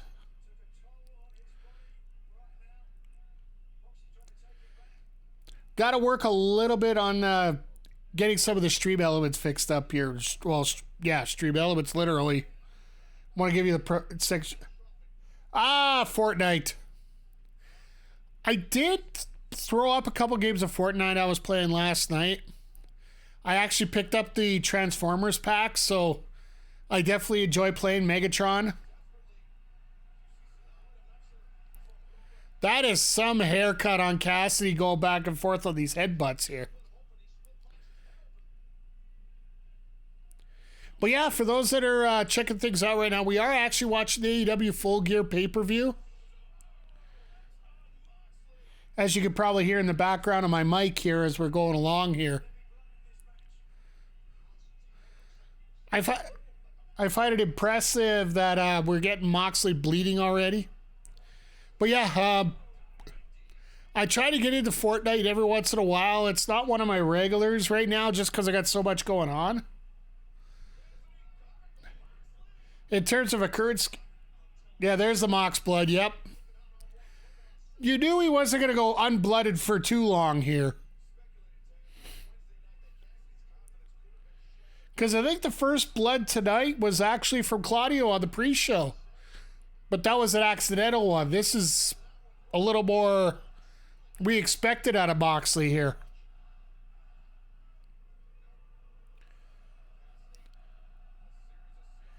Oh, by the way, if you haven't checked out the pre-show tonight, I would highly recommend it, all 3 matches. Samoa Joe and MJF versus the Guns was the main event of the pre-show. And you also had Buddy Matthews against Claudio Castagnoli. And Eddie Kingston versus Jay Lethal, all part of the pre-show. It was a lot of fun.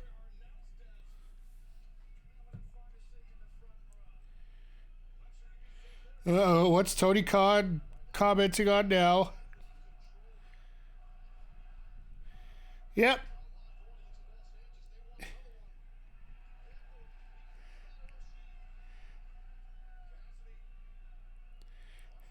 I love how you look online, like, I just took a quick look online at Tony's tweet about the main event tonight. This, the online community is starting to go a little nuclear on Tony. Like, what the hell are you thinking? The fact that they are actually doing that and actually concerned about what the hell is going on here. Honestly, I love it. I'd love to see how things are going to turn out. Move my setup around, now have a TV as a third monitor. Oh, nice, Cameron. That is cool. That, like right now for myself, when it comes to my setup here, I have my regular TVs right here, and I got 2 monitors hooked up to my computer right here, so anytime you can get a TV as part of it is actually a pretty good thing. Oh, and here comes the choke.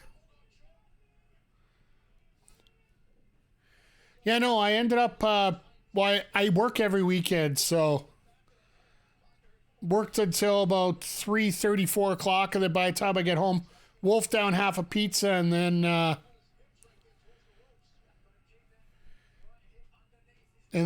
got the pre-show on, so I've been on ever since. Nice reversal.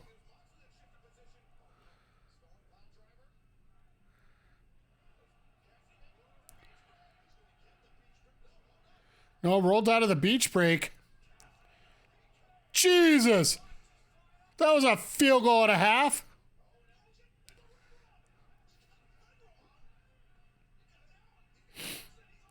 Oh, wow.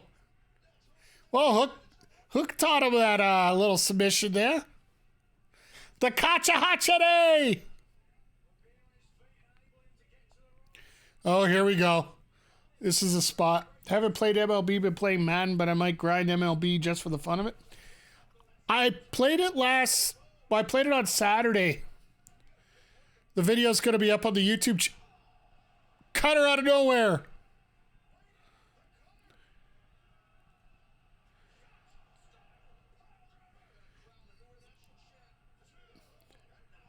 Wow, I thought that'd be it. I did the World Series Conquest on Saturday night on stream here. So, oh, we got 2 YouTube channels.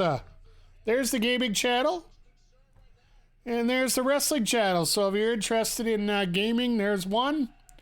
And then we also have the wrestling one where we have matches from northwestern Canada, particularly Alberta, as well as a lot of the other partners that we have in terms of video. It's not only myself, there's 3 of us that work together on the YouTube channel. Daily releases at 8:15 a.m. Mountain Time, so 10:15 a.m. Eastern on the gaming channel. We've been every day for so far in 2023. And that streak's going to continue now. At least for the next couple weeks. I had a little bit of time off here, so we ended up getting closer to get caught up with everything that we had, but now we're back up where we need to be again. It's one of the things I'm actually pretty proud of.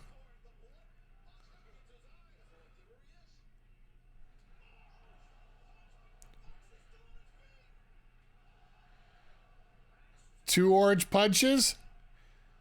And he hit the third. All right, that's going to tell you something.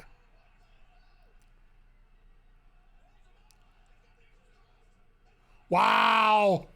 I thought he was going to get 3 out of... Oh, there it is.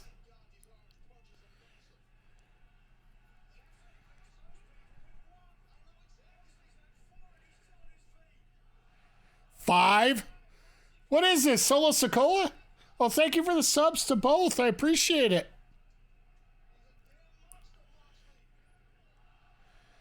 The wrestling stuff isn't every single day. It's based on what we have available from our partners. Wow!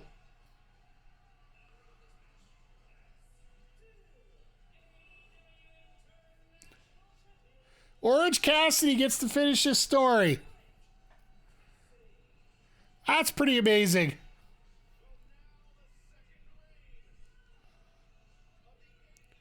The level of intensity right now in Orange Cassidy's eyes, that's pretty fantastic here.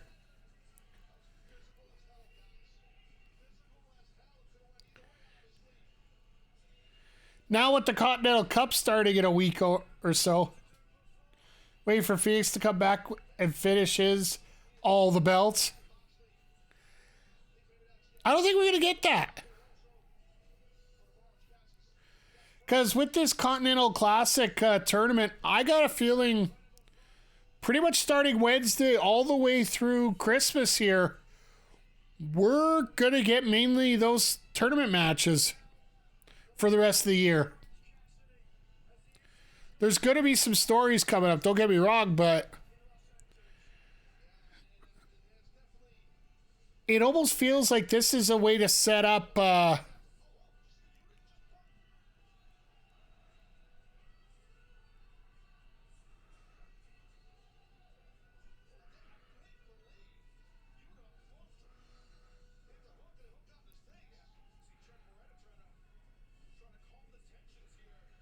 Yuta and Hook look like they're ready to go at it.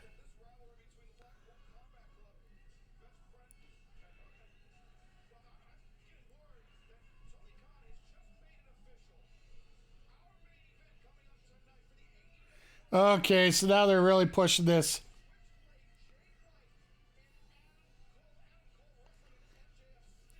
So they're literally pulling a bait and switch on us here for our main event. It's like, what the hell is going on here?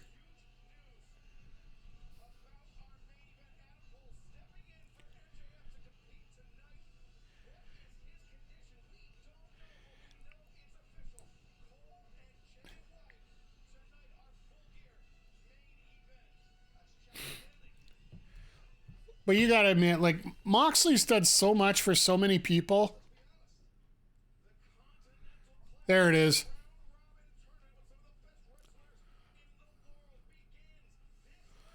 So we got 5 weeks All right, who are you picking up now? Okay. So basically, if you haven't catched up with the Continental Classic, it is essentially going to be the AEW version of the G1. But I'm better than you. And you know it. McG, 20 months. I see you talking about how you love how Moxley put Orange over, and now you're resubbing on here. How you doing, bud? Hope everything's going well.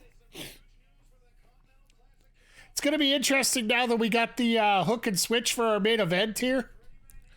It's a risk. And something's going to be definitely overbooked here somehow. Everything's going absolutely great. Oh my. Has there been anyone who has had a bigger improvement this year in character?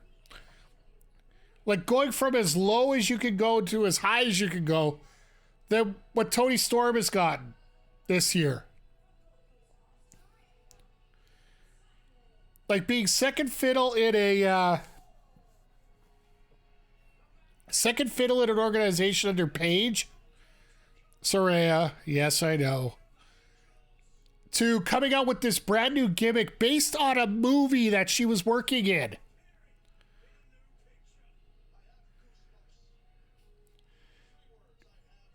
Because this whole thing, if people don't know, Toni Storm has played Mildred Burke in her biography about her career. One of the first female wrestlers ever. And she's just gone with it. And yeah, Toni Storm equals money, just like that sign said.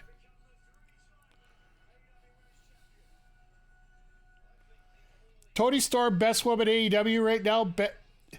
Maybe best compared to the WWE, maybe except Rhea. Quite possibly.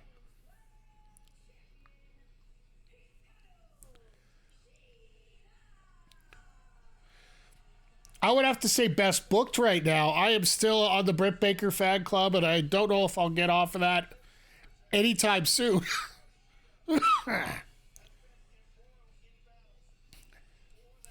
Oh, by the way, I want to give a shout out to Dasha here because they actually switched it up to a female ring announcer for the women's matches. I know they don't do enough with the women's matches, but it still is a nice little detail that they've done here. Yeah, Rhea is next level right now, but here's the funny part.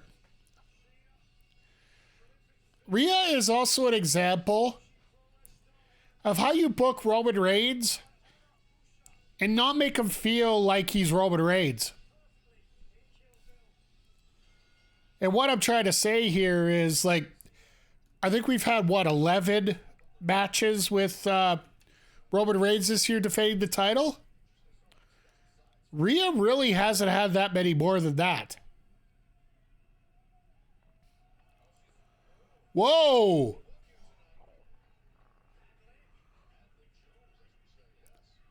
Adlib Jones. Roman Reigns equals new Hulk Hogan? Abso-freaking-lutely. But you don't blame him. He's a special attraction right now. And that's the blame of WWE for not building enough talent to take him on. Like, it almost feels like everybody's on next level compared.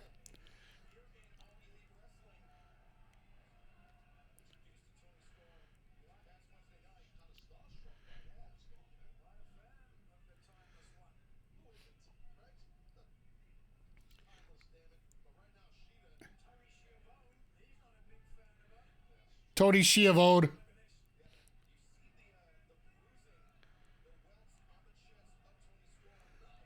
Oh, there's some more welts.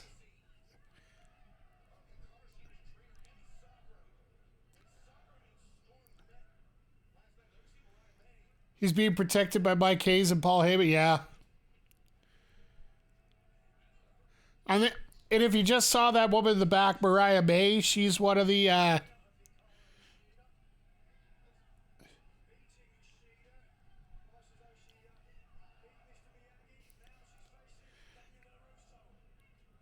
He's why they get paid? Yeah, well, exactly.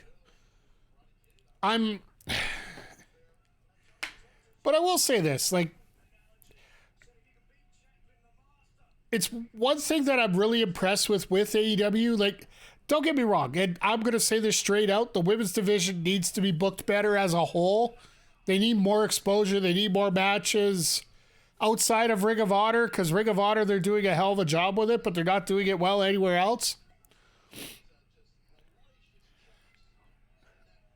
They are working on developing people for the top level.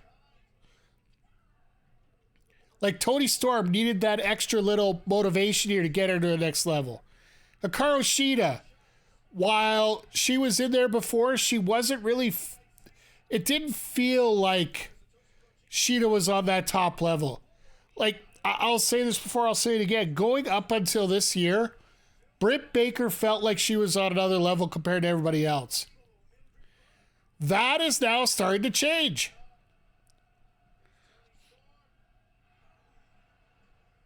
That was a strike. Sheeta kick it out. What? Okay.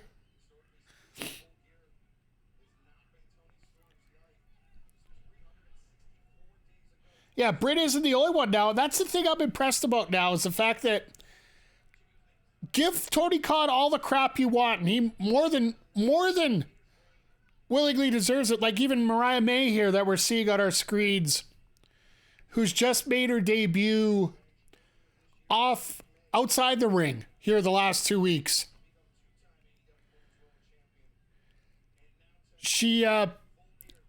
You're getting people that are feeling like they're important, feeling like they're big, feeling like they should be at that, like they are at that top level. Where you don't need 2 or 3 wrestlers holding you up for so long, right?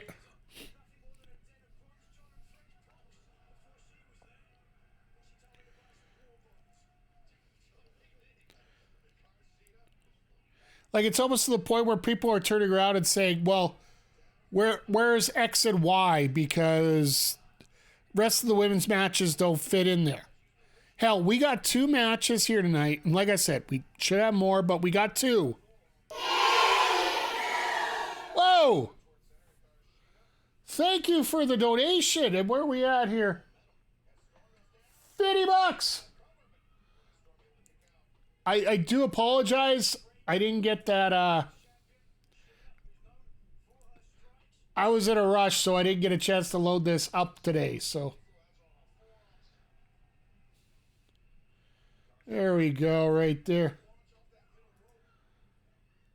Gosh dang it, McG. Thank you.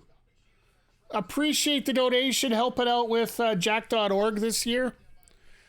We are raising money to help young adults and youth help themselves when it comes to suicide prevention and depression and horrible thoughts and all that stuff.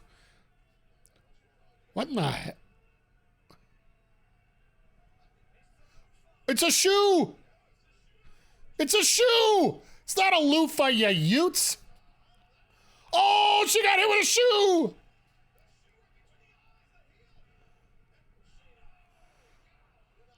But thank you. The goal is $1,000. We are now up to $150. Thank you for the generous donation, McG. I truly do appreciate it. We're going to come up with something creative here once we reach the 1,000. I'll be honest. I've been so busy, I haven't been able to come up with anything solid yet for it. To see what you guys want.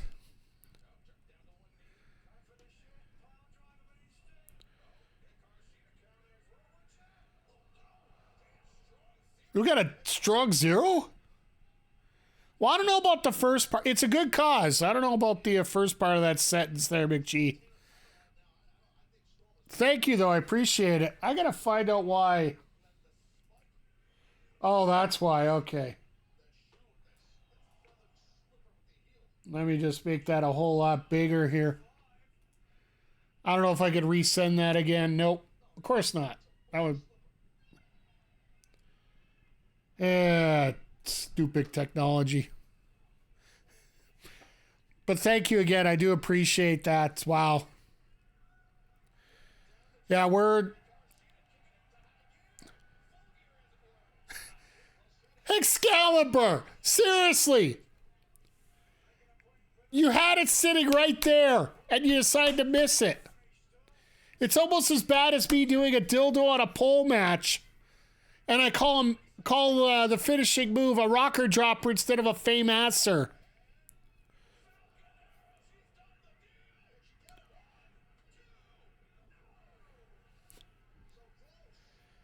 I got a very strange feeling that Tony Storm's going to pull this out, but yeah, if you're at all interested in helping out with the cause, the QR code is on the screen. !Jack in the chat if you need a direct link. Oh. Wait, you're not allowed to use an ankle gimmick when Cole's going to be using one.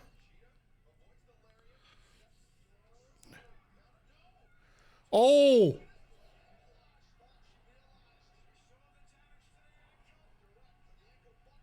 That was interesting. Is it just me, or does Tony Storm look like the old strongman from the carnival? Like if you had a female version of the strongman from the old circus carnivals. Between the hair, the outfit. I don't want to call her a vaudevillain.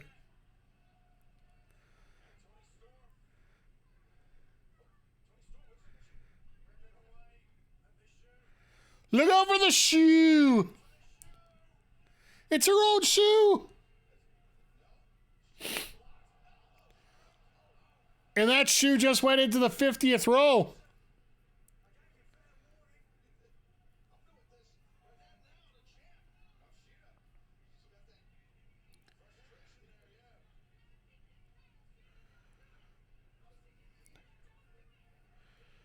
I'd get disqualified if I could.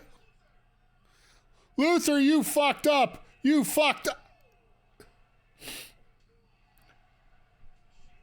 Luther screwed up.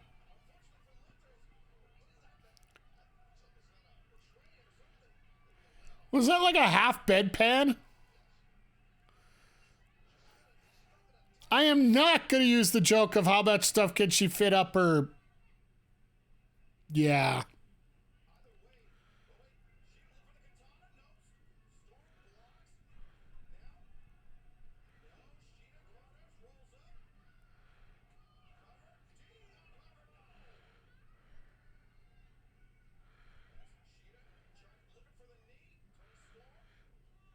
That does not fit well in her gear. Aubrey, you gotta see that. Oh, so that's why she did it.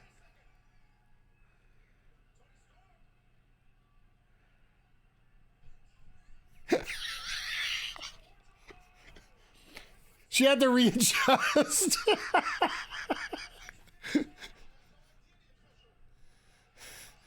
Tony Storm wins the title. How do you not see something sticking out of her? How do you not see something stuck out of her?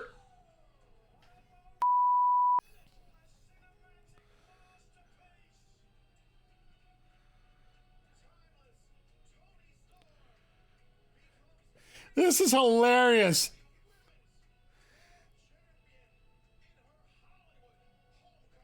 Fair enough, Zodiac. Not all of us are staring at her. Well, goofy wrestling for life. No, wrong one. There we go. You know what? Regardless, I think it's a good move to put it on Tony right now. Sheeta's only gotten a few short reigns. I get it.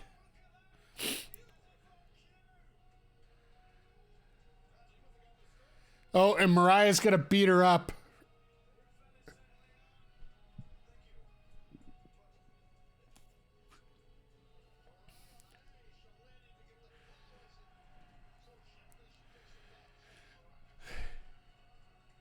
Mariah's got to hit her. Or are we going to have this as a long-term storyline?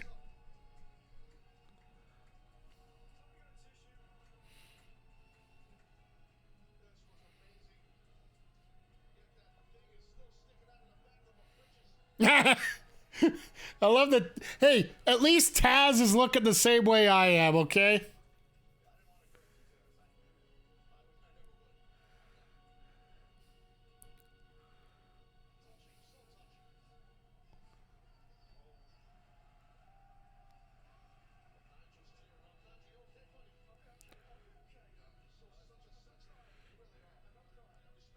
I am not going in there to grab. Okay.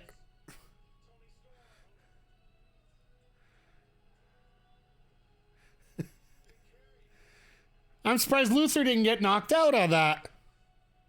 You know what? Some goofy wrestling isn't the worst thing to happen in the world.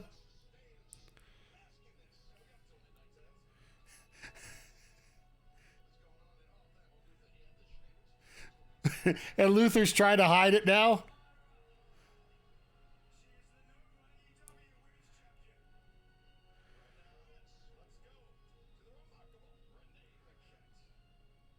And Mariah's just...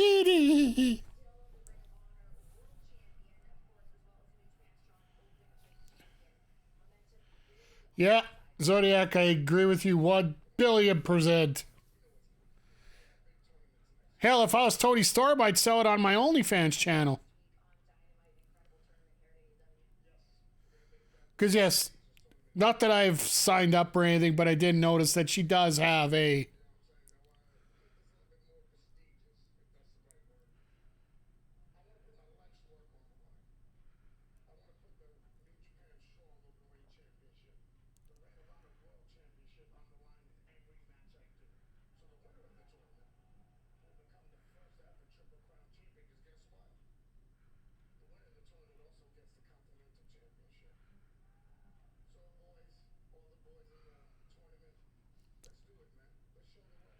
Oh, so it's going to ROH. It's not going to AEW. Okay.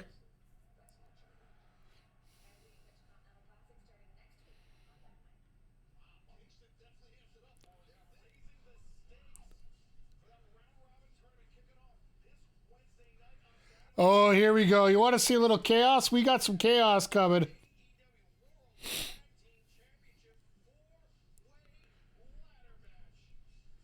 Did Justin just disappear or something, or what?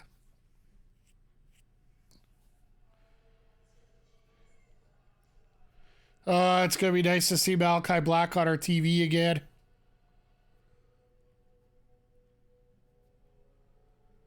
It has been way too freaking long here.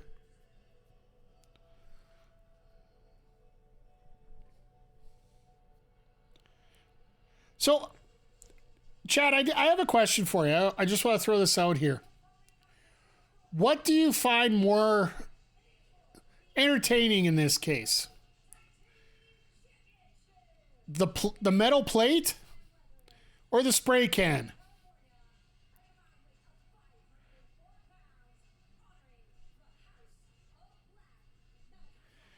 Because right now we have Tony Storm. What now? Use the plate to get the title, and the last title reign she used the spray paint. I think the metal plate by far is a better choice right now.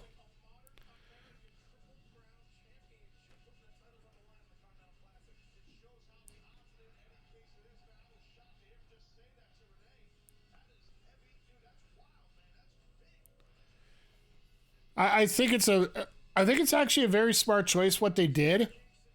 I know it looked goofy as hell the way that it's set up there, and I think even Tony was looking tongue in cheek, like, "Yep, it's good. That's gonna be a meme in the morning."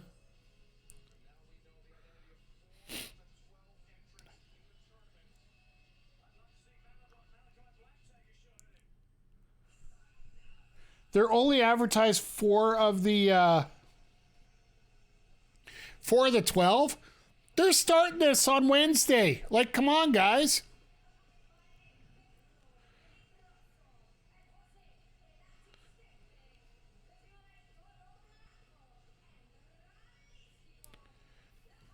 So, one thing we could definitely say about tonight for sure, at least for this half of the one of the two matches, the women's match is not going to be that weak link that they always treat it as in this card. Because I think a lot of people are going to remember that spot in that match more than anything else on this card.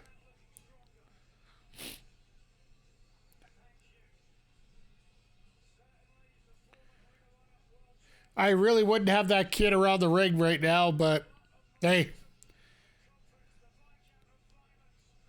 He's probably a young luchador that's probably going to pull some head scissors off in the middle of this match.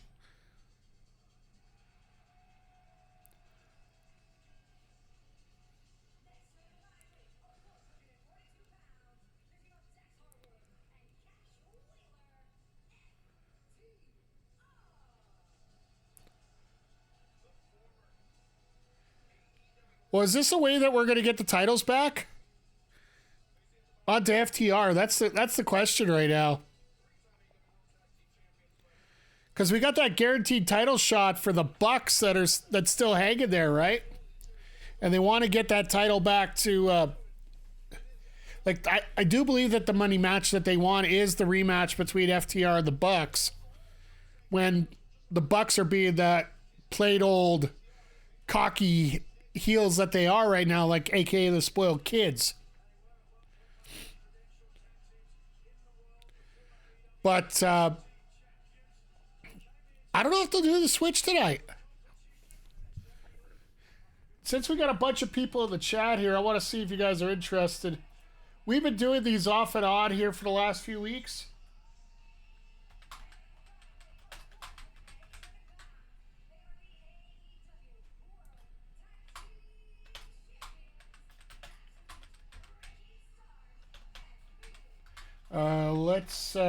Let's put a prediction up for you guys.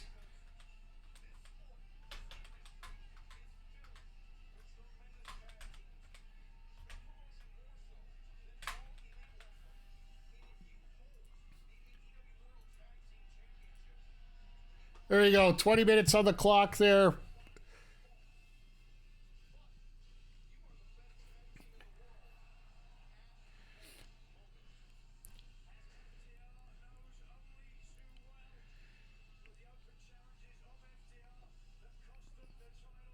When it comes to Starks and Bill, like, I love the fact that Starks did get a title. I wish it would have been a singles title, but like even that quote unquote real world championship that we were looking at before.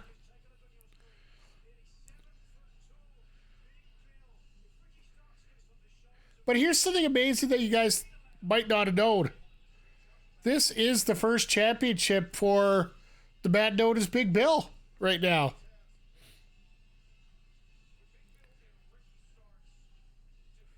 I love the graphics once again, by the way. If you guys haven't seen them so far tonight, whether you're just picking up the pay-per-view late or just watching the motion graphics for these, it's just fantastic.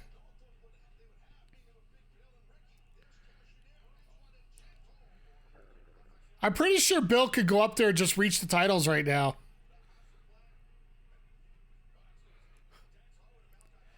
Oh, yeah. Can anybody out meat? There's your meat division right there once again. Boo, we want meat.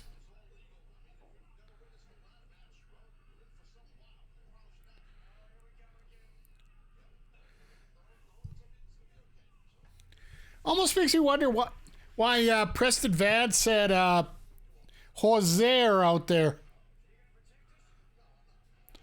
Ah, yes, a lot of meat icons. I gotta find out. I do believe I do have a Johnny Hungy meat emote somewhere tucked in.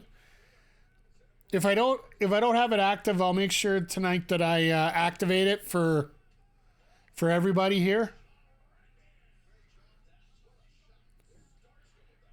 I do want to sort of amp up my emotes too. I'm working on a new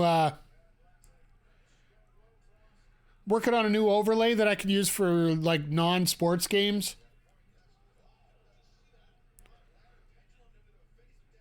right, Dax didn't need his nose anyway.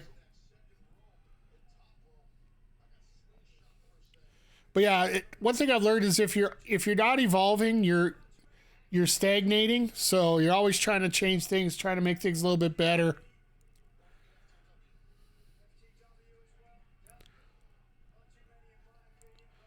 Ah, yes, we are. The pay-per-view is trending worldwide right now.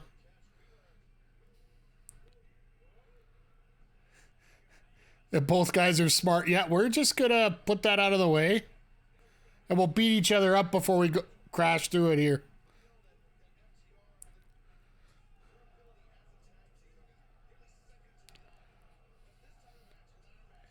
Makes me wonder how loaded Wheeler is right now.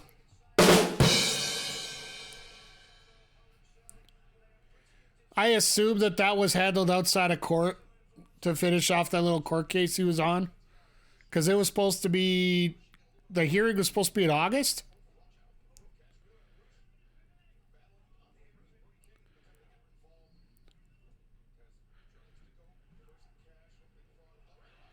Well, that sucked. Jesus. Yeah, I'm just going to hop out of the way and let my tag team partner get drilled in the chest. That's always a smart move. Oh, God.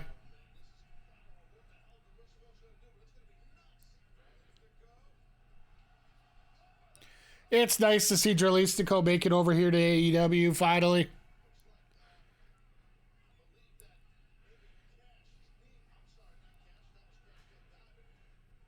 I don't know if you heard the story, what happened last week with Kalisto. We were talking about it on the last episode of Dynamite here. Kalisto was working without a contract, just trying to get a job here. But he refused to put over Commander in a one-on-one match that was supposed to be going on Rampage. So they had to change the match. And while they still used... They still use the former Sin Cara on Collision that Saturday. Looks like they're not going to book him in the future here.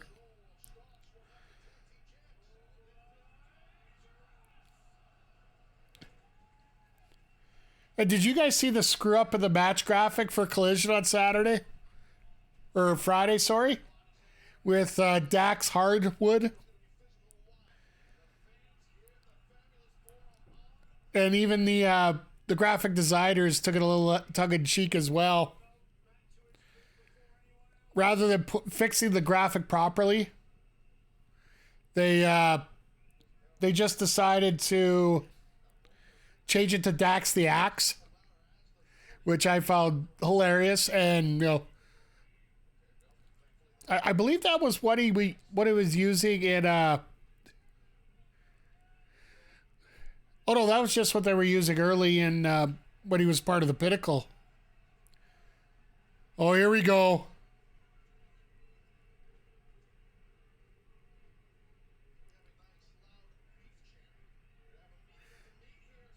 Meeting of the meat.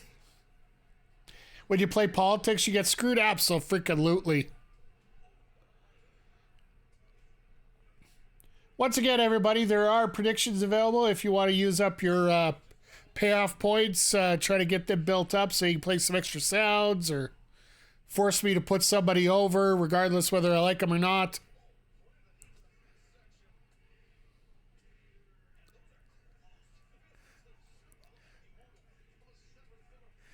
I love that they don't care who's in the ring. It's just meat, meat, meat.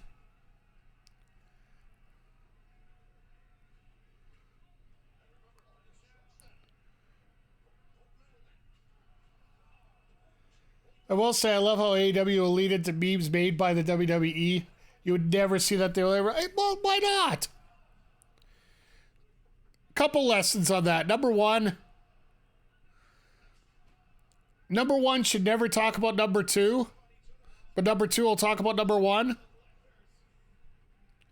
But the other way around is, if I was a wrestling promotion, I would rather talk about that first before some fan got to it. Because if I'm the one bringing up a meme or something funny like that, if I could get to it before somebody else will.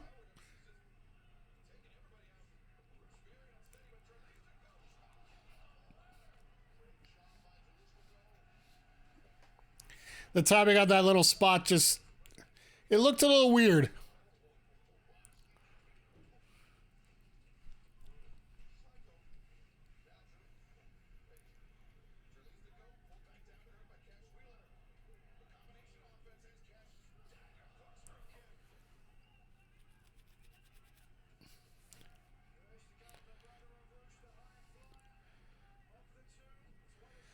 Oh, this is, now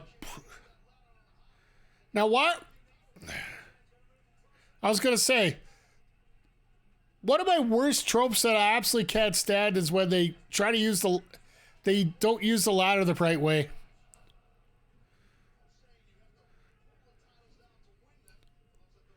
But I do find it funny that they haven't put it up as high as you normally would have a ladder.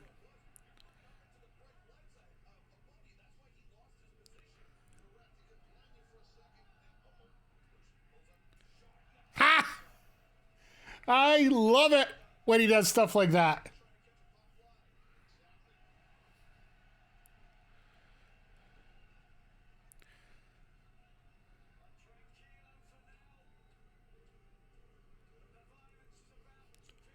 This crowd is all over Roosh. Like, I don't know about you guys, but I'm pretty confident that Roosh is going to be a world champion one day. I can't see him not being. He's just got such charisma. He's got the move set. Like, he's definitely solid fundamentally.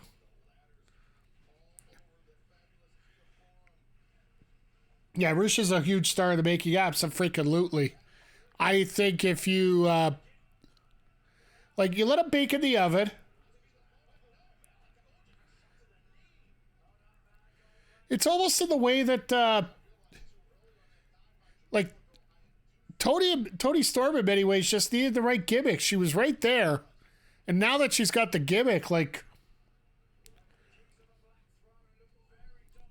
everybody knows that Toni Storm is probably the most over woman in wrestling right now.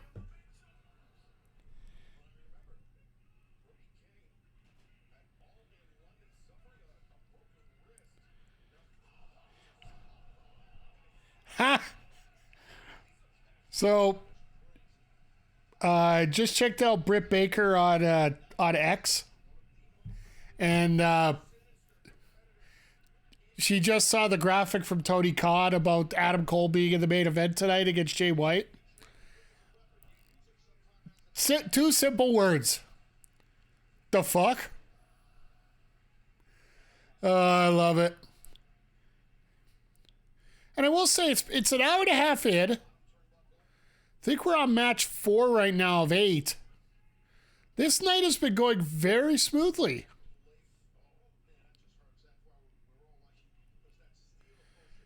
Because, yeah, this is match 4. We got 4 more after this.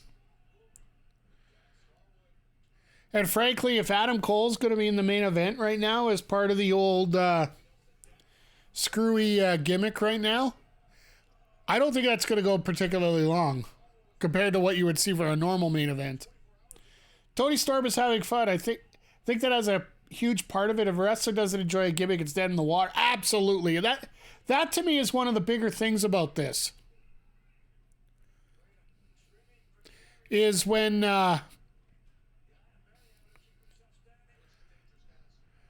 you got athletes that are being told what to do and they're being ultra scripted. Don't get me wrong, some wrestlers need to be ultra scripted. If you don't believe me, you should have watched. Oh, God.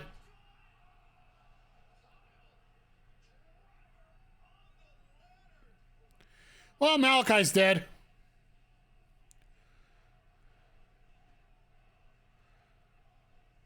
Malachi's dead. He had about a 20% chance of living there. Just if he didn't hit the rungs. But, oh. what I was saying is the person that was on ROH yesterday, she needs to be heavily scripted in terms of promos.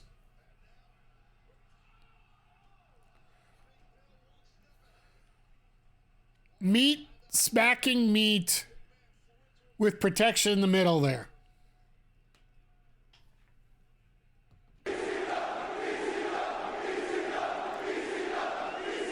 And by protection, I mean the ladder, which I don't know how much protection that really is.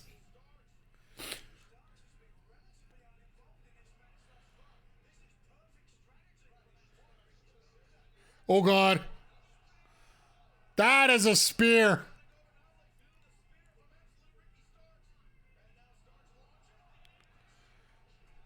You want to talk about stars in the making? Like, I'd have to say we have at least 2, if not 3 or 4 in this matchup here.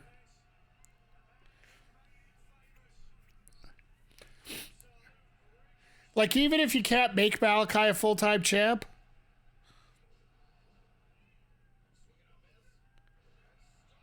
you got Ricky Starks, you got Roosh. Dralistico could definitely be an international champion.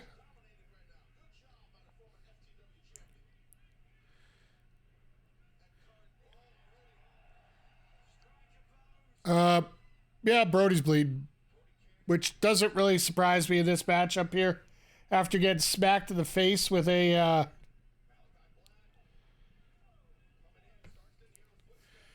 getting smacked in the face with a ladder, that's not gonna be particularly nice on stuff here. So,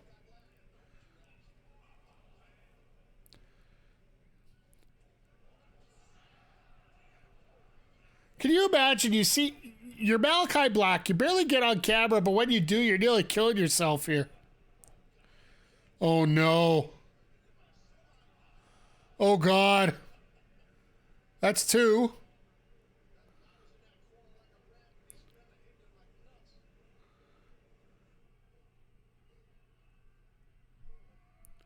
Oh, God.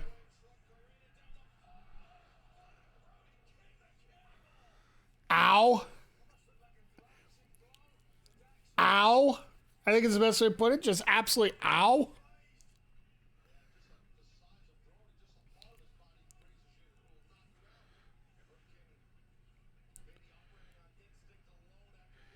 Well, that ladder's going to definitely work. I love the fact that there's no arguing that the ladder's going to fit perfectly for these wrestlers. Oh, no. Oh. I think that ladder was supposed to break. That ladder did not break.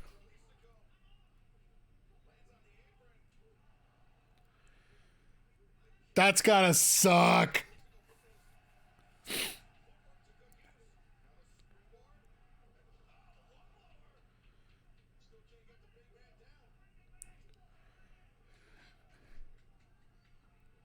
Oh, yeah, Oh, yeah, here we go. Oh, nope. Yeah, you're dead. Why'd you put him through the ladder? You want to talk about dead in the water? That's perfect.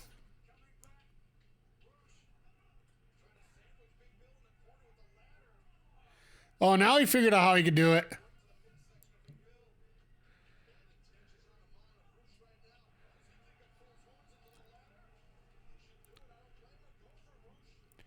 Roosh is gonna... Oh, here we go.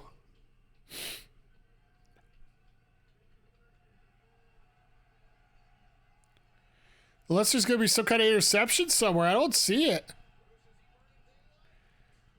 Nope.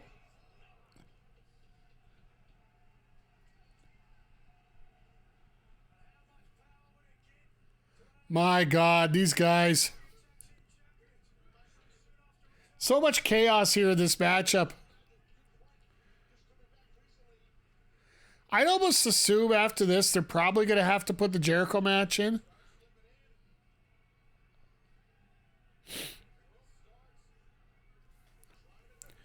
Because unfortunately, I think we're going to get... The way it's going to end up is deathmatch, TBS title match, main event. I think that's probably how they're going to book it. So that the women can be used as a bit of a, well, lack of a better term, a pee break. But I will say this. I do feel that the announcement of the special talent is going to be after this match. So they can do that while they're cleaning up the ring.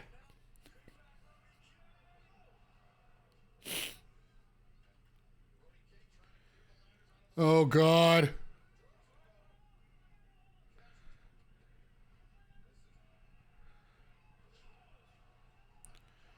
It's got to be so dang awkward to try and climb a ladder while you're... Like, that ring is not solid. And Malachi just spiked himself.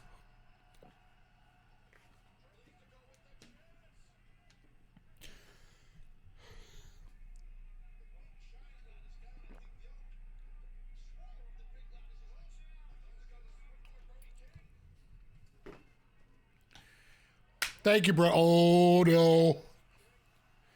Oh, no. All right, somebody's dead. God!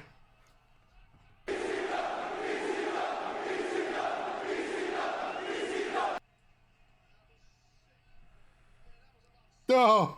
Some of these fans are losing their absolute minds, and I don't blame them. What? One thing I hate, Jose and Cash are actually working together, put that ladder back up there.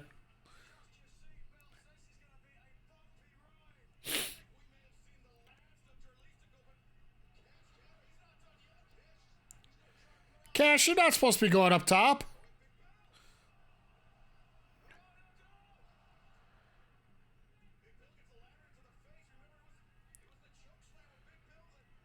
Oh no, Cash, don't. Nothing goes well when you go to the top. That ladder did not want to break. That ladder just said, nope, we ain't breaking tonight.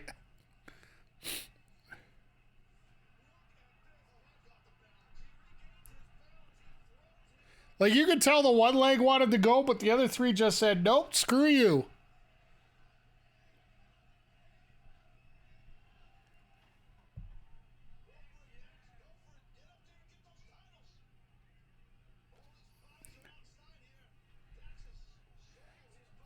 So is this how Dak's going to get the title back? Or, oh no, there's Ricky.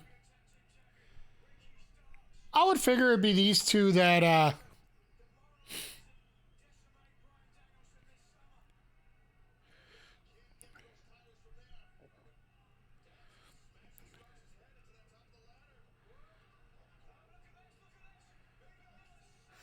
okay, yeah, you're done.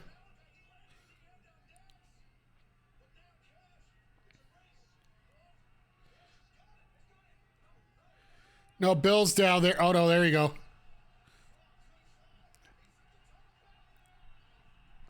What a toss! What a toss on the one title! Like, literally threw it so it landed right on Bill, right on his chest properly.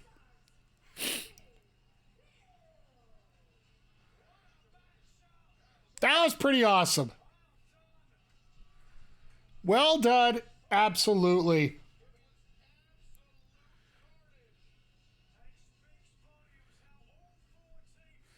Jalistico, you should not be signing autographs in the crowd while... Absolutely great match. Like, you knew it was going to be batshit crazy, and that's exactly what it was. On a side note, I have Brody King's side picture with him dressed as Danhausen. Nice. That is awesome, guys. I love when people get special stuff signed like that. As long as you're not forcing yourself on someone in the airport like Asuka. These two needed this.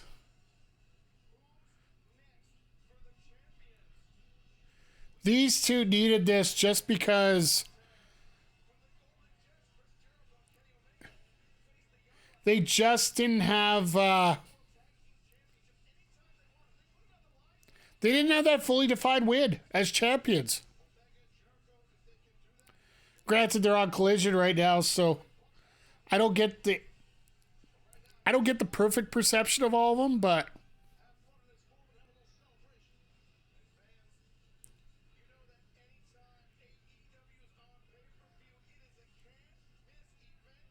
yep.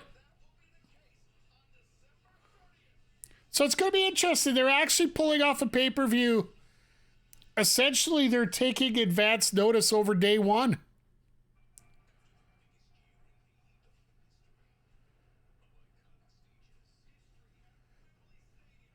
Because you guys remember, what was it, 2 years ago? They were going to do a day one pay-per-view on January 1st? Or January 2nd. That's where Big E lost the heavyweight championship to Bobby Lashley, I do believe.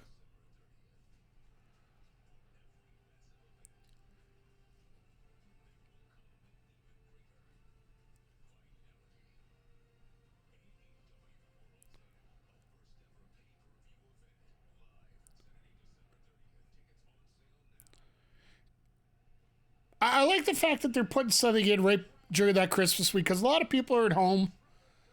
A lot of them are out with their families.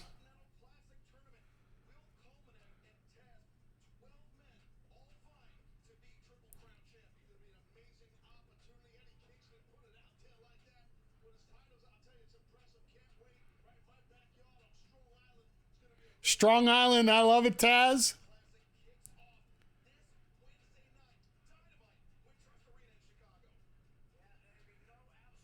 They're going back to Chicago again.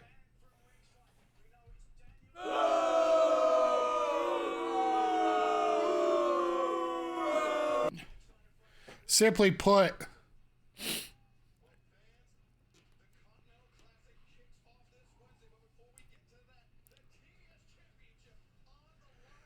they're doing it now. Okay. So let's do the math now. They're going to do Jets and Bucks death match main event. They're probably going to use that announcement for whoever it is as the warm-up spot.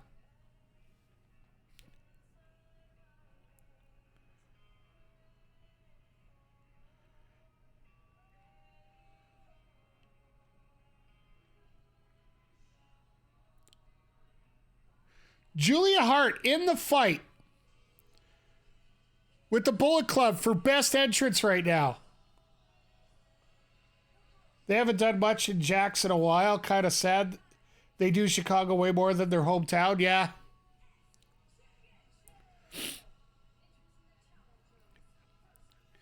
In many ways, they are actually... they're calling Chicago more their home base than they are Jacksonville. The business base of operations is Jacksonville, but their theoretical home is Chicago, because that's where they had the first All In, and from what I've been told, it's more of the All In pay-per-view is more like their Slammiversary.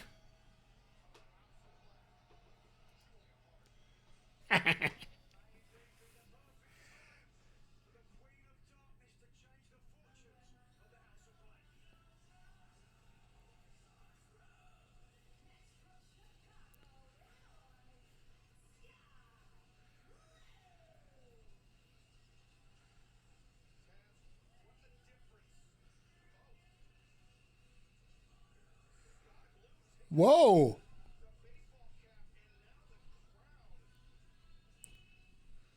She now has the crowd. New music, new gear. They were announcing that they were going to have new music.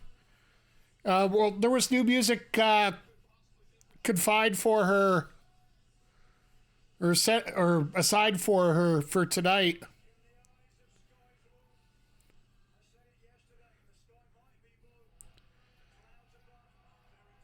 I do appreciate how the music is, like the music and the gear. Everybody's so different here.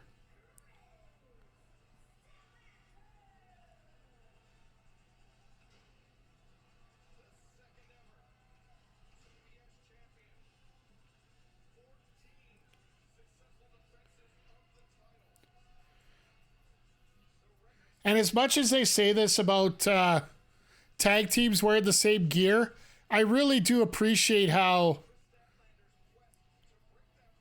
you miss when she was an alien. I appreciate the gimmick of an alien. It's just, think of it this way: how many more ways can you go with an alien gimmick on TV?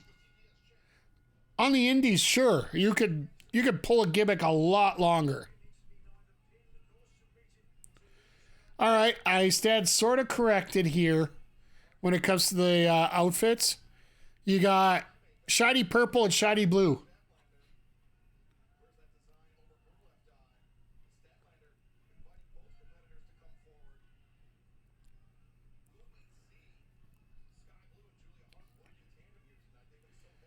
I think Julia might actually get this championship tonight by pitting Sky Blue.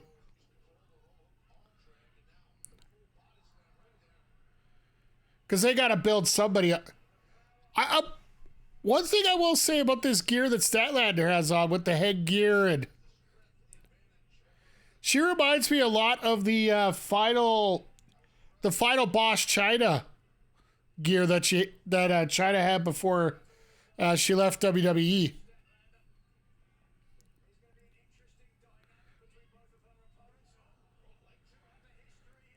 That turned into a butt bomb instead of a leg drop, but you know what? It still works. If I did a butt bomb on somebody, they wouldn't be getting up anytime soon. If the mask don't get you, the smell will.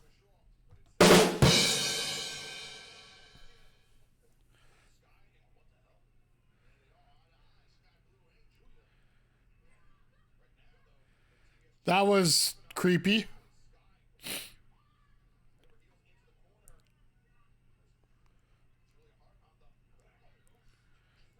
Like, it almost feels like we're gonna get an unholy alliance here somehow.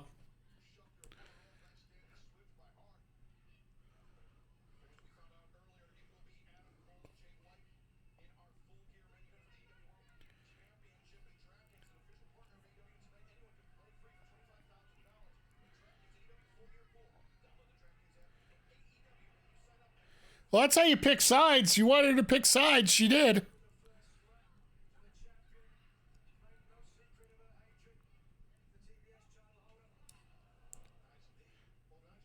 Statlander makes the other two look small. Yeah, I think so. I almost feel like this might be a transitional change so that Statlander can go further up.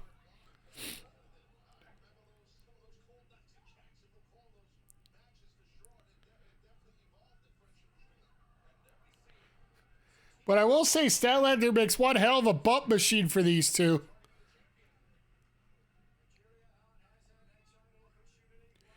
Oh, Statlander absolutely deserves it.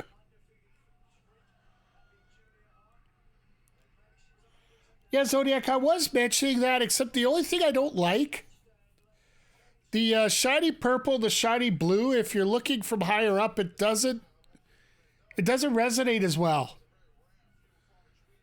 Like, if I was Statlander, I would have preferred maybe like her fluorescent green gear.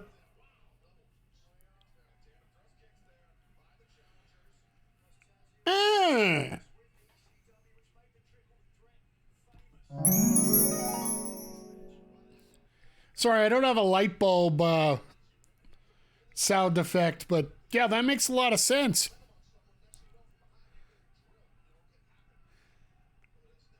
That is third level thinking there, Zodiac. I want to give you full credit on that one.